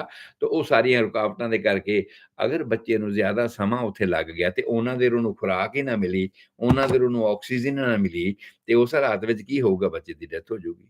ਸਟਿਲ ਬਰਥ ਹੋ ਸਕਦਾ ਹੈਗਾ, ਉਹਨੂੰ ਅਸੀਂ ਕਹਿੰਦੇ ਹਾਂ ਸਟਿਲ ਬਰਥ ਜਾਂ ਬੁਲਕ ਬੇਬੀ। ਬੱਚਾ ਜੰਮਿਆ ਤੇ ਨੀਲਾ ਹੋਇਆ ਸੀ ਜੀ, ਕਿਉਂਕਿ ਉਹਨੂੰ ਆਕਸੀਜਨ ਹੀ ਨਹੀਂ ਮਿਲੀ, ਉਹਨੂੰ ਖੁਰਾਕ ਤੋਂ ਬਿਨਾਂ ਤੇ ਬੱਚਾ ਕੁਝ ਸਮਾਂ ਜ਼ਿੰਦਾ ਰਹਿ ਸਕਦਾ ਸੀ ਵੀ, ਜਦੋਂ ਦਰਸ਼ਨ ਸਿੰਘ ਫੇਰੂਮਾਨ 81 ਦਿਨ ਕੱਢ ਗਿਆ ਸੀ ਖੁਰਾਕ ਤੋਂ ਬਿਨਾਂ ਜੀ, ਤੇ ਹੋਰ ਬਹੁਤ ਸਾਰੇ ਲੋਕ ਮਰਨ ਵਰਤ ਰੱਖਦੇ ਨੇ, ਕਾਫੀ ਦਿਨ ਕੱਢ ਜਾਂਦੇ ਨੇ, ਪਰ ਆਕਸੀਜਨ ਤੋਂ ਬਿਨਾਂ ਨਹੀਂ ਕੱਢ ਸਕਦੇ। ਆਕਸੀਜਨ ਦਾ ਨਾਰਮਲ ਕੀ ਆ, 3 ਤੋਂ 5 ਮਿੰਟ। ਜੇ 3 ਤੋਂ 5 ਮਿੰਟ ਤੁਹਾਨੂੰ ਆਕਸੀਜਨ ਨਹੀਂ ਮਿਲੀ, ਨੱਕ ਬੰਦ ਕਰਕੇ ਵੇਖ ਲਓ, ਮੂੰਹ ਕਰਕੇ ਵੇਖ ਲਓ, ਫਿਰ ਜ਼ਿੰਦਾ ਰਹਿਣਾ ਬੜਾ ਮੁਸ਼ਕਲ ਆ। ਫਿਰ ਰਿਵਾਈਜ਼ ਕਰਨਾ, ਦਿਲ 3 ਤੋਂ 5 ਮਿੰਟ ਤੱਕ ਅਗਰ ਬੰਦ ਰਹਿ ਜੇ ਤੇ ਫਿਰ ਰਿਵਾਈਜ਼ ਕਰਨਾ ਬਹੁਤ ਮੁਸ਼ਕਲ ਹੋ ਜਾਂਦਾ ਹੈ। ਬੇਸ਼ੱਕ ਅੱਜ-ਕੱਲ੍ਹ ਦੀਆਂ ਬਹੁਤ ਸਾਰੀਆਂ ਟੈਕਨੀਕਾਂ ਬਣੀਆਂ ਹੋਈਆਂ ਨੇ ਰਿਵਾਈਜ਼ ਕਰਨ ਦੀਆਂ, ਪਰ ਇਟ ਇਜ਼ ਡਿਫਿਕਲਟ, ਔਖਾ ਹੈ। ਪਰ ਬੱਚੇ ਨੂੰ ਅਸੀਂ ਕੀ ਕਹਿ ਰਹੇ ਹਾਂ ਕਿ ਨਾੜੂ ਆ ਗਿਆ ਤੇ ਘੰਟਿਆਂ ਦੀ ਗੱਲ ਕਰ ਰਹੇ ਹਾਂ ਕਿ ਮਿਨੀਮਮ 12 ਘੰਟੇ, ਮੈਕਸਿਮਮ 16 ਘੰਟੇ। ਤੇ ਜੇ ਬੱਚਾ ਇੰਨੀ ਦੇਰ ਇਸ ਹਾਲਾਤ ਵਿੱਚ ਰਹੇ ਕਿ ਨਾ ਉਹਨੂੰ ਖੁਰਾਕ, ਨਾ ਉਹਨੂੰ ਆਕਸੀਜਨ ਮਿਲੀ, ਤੇ ਉਸ ਹਾਲਾਤ ਵਿੱਚ ਜ਼ਿੰਦਾ ਕਿਵੇਂ ਰਹੇਗਾ? ਸੋ ਜੇ ਪਲੈਸੈਂਟਾ ਹੇਠਾਂ ਵਾਲੇ ਪਾਸੇ ਲੱਗਿਆ, ਭਾਵ ਬੱਚਾ ਹੇਠਾਂ ਆ ਕੇ ਜੰਮਣਾ ਸ਼ੁਰੂ ਹੋਇਆ, ਬੱਚੇਦਾਨੀ ਦੇ ਹੇਠਲੇ ਪੋਰਸ਼ਨ ਵਿੱਚ ਆਇਆ, ਜਿਹਨੂੰ ਅਸੀਂ ਪਲੈਸੈਂਟਾ ਪ੍ਰੀਵੀਆ ਨਾਂ ਦੀ ਰੁਕਾਵਟ ਕਹਿੰਦੇ ਹਾਂ, ਜਾਂ ਬਿਮਾਰੀ ਕਹਿੰਦੇ ਹਾਂ, ਜਾਂ ਨੁਕਸ ਕਹਿੰਦੇ ਹਾਂ। ਨਾਰਮਲ ਨੁਕਸ ਤਾਂ ਨਹੀਂ ਹੈਗੀ, ਨੁਕਸ ਤਾਂ ਇਹ ਉਸ ਵੇਲੇ ਹੀ ਹੈ, ਕਿਉਂਕਿ ਅੱਜ ਕੱਲ੍ਹ ਤਾਂ ਅਸੀਂ ਡਾਕਟਰਾਂ ਨੇ ਇਸ ਗੱਲ ਦਾ ਨੁਕਸ ਦਾ ਹੱਲ ਕੱਢ ਲਿਆ ਕਿ ਸਿਜ਼ੇਰੀਅਨ ਕਰੋ ਜੀ। ਜਦੋਂ ਸਾਡੇ ਕੋਲ ਟੈਕਨੀਕਾਂ ਨੇ, ਸਾਨੂੰ ਪਤਾ ਲੱਗ ਜਾਂਦਾ ਕਿ ਭਾਈ ਪਲੈਸੈਂਟਾ ਹੇਠਾਂ ਹੈਗਾ ਆ, ਉੱਪਰ ਨਹੀਂ ਹੈਗਾ। ਤੇ ਫਿਰ ਅਸੀਂ ਦਰਦਾਂ ਵਾਲੀ ਗੱਲ ਤਾਂ ਅੱਜ ਕੱਲ੍ਹ ਤਾਂ ਵੈਸੇ ਹੀ ਬੱਚੀਆਂ ਨਹੀਂ ਚਾਹੁੰਦੀਆਂ ਕਿ ਦਰਦ ਹੋਵੇ। ਅੱਜ ਕੱਲ੍ਹ ਜਦੋਂ ਦਰਦ ਸ਼ੁਰੂ ਹੁੰਦੀ, ਡਾਕਟਰ ਕੋਲ ਜਾਓ, ਡਾਕਟਰ ਜੀ ਟੀਕਾ ਲਾਓ, ਫਟਾਫਟ ਸਰਜਰੀ ਕਰੋ ਤੇ ਨਿਬੇੜੋ ਕੰਮ। ਇਹ ਸਾਰਾ ਲੋਕ ਕਰਨਾ ਹੁਣ ਸ਼ੁਰੂ ਹੋ ਗਏ। ਪਰ ਜਦੋਂ ਇਹੋ ਜਿਹੀ ਕੰਡੀਸ਼ਨ ਆ ਜਾਵੇ, ਉਹ ਇਨਐਵੀਟੇਬਲ ਹੋ ਜਾਂਦਾ ਹੈ, ਜ਼ਰੂਰੀ ਹੋ ਜਾਂਦਾ, ਲਾਜ਼ਮੀ ਹੋ ਜਾਂਦਾ ਹੈ ਕਿ ਤੁਸੀਂ ਸਿਜ਼ੇਰੀਅਨ ਸੈਕਸ਼ਨ ਕਰੋ, ਔਰ ਸਿਜ਼ੇਰੀਅਨ ਸੈਕਸ਼ਨ ਕਰਕੇ ਤੇ ਉਸੇ ਵੇਲੇ ਬੱਚੇ ਨੂੰ ਕੱਢੋ। ਥੱਲੇ ਵਾਲੀ ਪ੍ਰੋਬਲਮ ਹੀ ਨਹੀਂ ਹੱਲ। ਨਾ ਆਕਸੀਜਨ ਮਿਲਣ ਵਾਲੀ ਹੈ, ਨਾ ਖੁਰਾਕ ਮਿਲਣ ਵਾਲੀ, ਕੋਈ ਗੱਲ ਹੀ ਨਹੀਂ ਹੈਗੀ। ਸੋ ਇਸ ਕਰਕੇ ਅੱਜ ਕੱਲ੍ਹ ਦੀ ਮੈਡੀਕਲ ਸਾਇੰਸ ਨੇ ਇੰਨੀ ਅਚੀਵਮੈਂਟ ਕੀਤੀ ਹੋਈ ਹੈ ਕਿ ਜਦੋਂ ਸਾਨੂੰ ਸਕੈਨ ਕਰਕੇ ਪਤਾ ਲੱਗ ਜਾਂਦਾ ਹੈ ਕਿ ਪਲੈਸੈਂਟਾ ਹੇਠਾਂ ਹੈ, ਉਸ ਵੇਲੇ ਅਸੀਂ ਬੱਚੇ ਦਾ ਡਿਲੀਵਰੀ ਟਾਈਮ ਸਾਡੇ ਕੋਲ ਹੁੰਦਾ ਹੈ, ਉਹਨੂੰ ਅਸੀਂ ਕਹਿੰਦੇ ਹਾਂ ਕਿ ਐਕਸਪੈਕਟਡ ਡਿਊ ਡੇਟ 280 ਦਿਨ ਦੀ ਹੁੰਦੀ ਹੈ। ਔਰ ਇਹ ਗਿਣੀ ਕਦੋਂ ਜਾਂਦੀ ਹੈ? First day of last week. ਜਦੋਂ ਇਹਨੂੰ ਆਖਰੀ ਮਹੀਨਾ ਆਇਆ ਸੀਗਾ, ਉਹ ਪਹਿਲਾ ਕਿਹੜਾ ਦਿਨ ਸੀ ਉਹਦਾ, ਕਦੋਂ ਸ਼ੁਰੂ ਹੋਇਆ ਸੀਗਾ, ਇਹੀ ਨੋਟ ਕੀਤਾ ਜਾਂਦਾ ਹੈ। ਔਰ ਉਦੋਂ ਤੋਂ ਲੈ ਕੇ 280 ਦਿਨ ਗਿਣ ਲਓ, ਔਰ ਉਹਦੇ ਮੁਤਾਬਕ ਅਸੀਂ ਜਿਹੜੀ ਸਿਜ਼ੇਰੀਅਨ ਦੀ ਡੇਟ ਰੱਖ ਦਈਦੀ ਹੈ। ਕੋਈ ਫਲਾਣੇ ਦਿਨ ਸਿਜ਼ੇਰੀਅਨ ਕਰਾਓ, ਬੱਚਾ ਕੱਢੋ ਬਾਹਰ, ਤੇ ਨਾਰਮਲ। ਸੋ ਇਹ ਸਾਰੀਆਂ ਗੱਲਾਂ ਸੋ ਕੱਲ੍ਹ ਨੂੰ ਯਾਦ ਰੱਖਣਾ। ਸਾਰੇ ਹੀ ਸੁਣਨ ਵਾਲੇ ਜਿੰਨੇ ਵੀ ਸੱਜਣ ਮਿੱਤਰ ਸੁਣ ਰਹੇ ਨੇ, ਭੈਣਾਂ ਭਰਾ ਸੁਣ ਰਹੇ ਨੇ, ਬੱਚੀਆਂ ਸੁਣ ਰਹੀਆਂ ਨੇ, ਉਹ ਸਾਰਿਆਂ ਨੂੰ ਕੱਲ੍ਹ ਨੂੰ ਮੈਂ ਇਹ ਦੱਸਣਾ ਹੈ ਕਿ ਬੱਚੇ ਦੀ ਅੰਦਰ ਡਿਵੈਲਪਮੈਂਟ ਕਿਵੇਂ ਹੁੰਦੀ ਹੈ। ਔਰ ਉਸ ਡਿਵੈਲਪਮੈਂਟ ਨੂੰ ਸੁਣਨ ਵਾਸਤੇ, ਕਿਉਂਕਿ ਬੱਚੀਆਂ ਜਿਹੜੀਆਂ ਪ੍ਰੈਗਨੈਂਟ ਨੇ, ਉਹਨਾਂ ਨੂੰ ਬਹੁਤ ਜ਼ਰੂਰੀ ਹੋਵੇਗਾ ਜਾਣਨਾ ਇਸ ਗੱਲ ਬਾਰੇ ਕਿ ਕਿਵੇਂ ਕੀ ਕੁਛ ਹੋ ਰਿਹਾ ਹੈ। ਸੋ ਇਹ ਪ੍ਰੋਗਰਾਮ ਸੁਣਨੋਂ ਨਾ ਭੁੱਲਿਓ। ਕੱਲ੍ਹ ਨੂੰ 4:30 ਵਜੇ ਅੰਗਰੇਜ਼ੀ 'ਚ, 5 ਵਜੇ ਹਿੰਦੀ 'ਚ, 5:30 ਵਜੇ ਤੋਂ 6 ਵਜੇ ਤੱਕ ਪੰਜਾਬੀ ਦੇ ਵਿੱਚ ਇਹ ਪ੍ਰੋਗਰਾਮ ਤੁਹਾਡੇ ਵਾਸਤੇ ਪੇਸ਼ ਕਰਦਾ। ਮੈਂ ਗੁਰਦੀਪ ਸਿੰਘ ਸੰਧੂ, ਤੁਹਾਡਾ ਹੋਮਿਓਪੈਥੀ ਕੰਸਲਟੈਂਟ, ਤੁਹਾਡੀ ਸੇਵਾ 'ਚ ਹਾਜ਼ਰ ਹਾਂ। 7021 village Parkway, Dublin, California 94568। Phone number ਮੇਰਾ 4086871899। ਕਿਸੇ ਵੀ ਵੇਲੇ ਕਿਸੇ ਵੀ ਬਿਮਾਰੀ ਦਾ ਇਲਾਜ ਕਰਵਾਉਂਦੇ ਅਗਰ ਥੱਕ ਗਏ ਹੋ, ਜਾਂ ਕੋਈ ਵੀ ਐਸੇ ਹਾਲਾਤ ਹਨ, ਤਾਂ ਤੁਸੀਂ ਮੈਨੂੰ ਕਾਲ ਕਰ ਸਕਦੇ ਹੋ ਸੈਕੰਡ ਓਪੀਨੀਅਨ ਬਿਮਾਰੀ ਬਾਰੇ ਲੈਣ ਵਾਸਤੇ। ਜਾਂ ਅਗਰ ਹੋਮਿਓਪੈਥਿਕ ਦੇ ਸਾਇੰਟੀਫਿਕ ਅਪਰੋਚ ਦੇ ਤਰੀਕੇ ਦੇ ਮੁਤਾਬਕ ਇਲਾਜ ਕਰਵਾਉਣਾ ਚਾਹੁੰਦੇ ਹੋ, ਤੇ ਕਾਲ ਕਰ ਸਕਦੇ ਹੋ 4086871899। ਤੁਹਾਡਾ ਸਾਰਿਆਂ ਦਾ ਰੱਬ ਰਾਖਾ। ਤੁਹਾਡੇ ਸਾਰਿਆਂ ਦੀ ਚੰਗੀ ਸਿਹਤ ਲਈ ਦੁਆ ਕਰਦਾ ਹਾਂ। ਸਤਿ ਸ੍ਰੀ ਅਕਾਲ, ਆਦਾਬ, ਨਮਸਕਾਰ।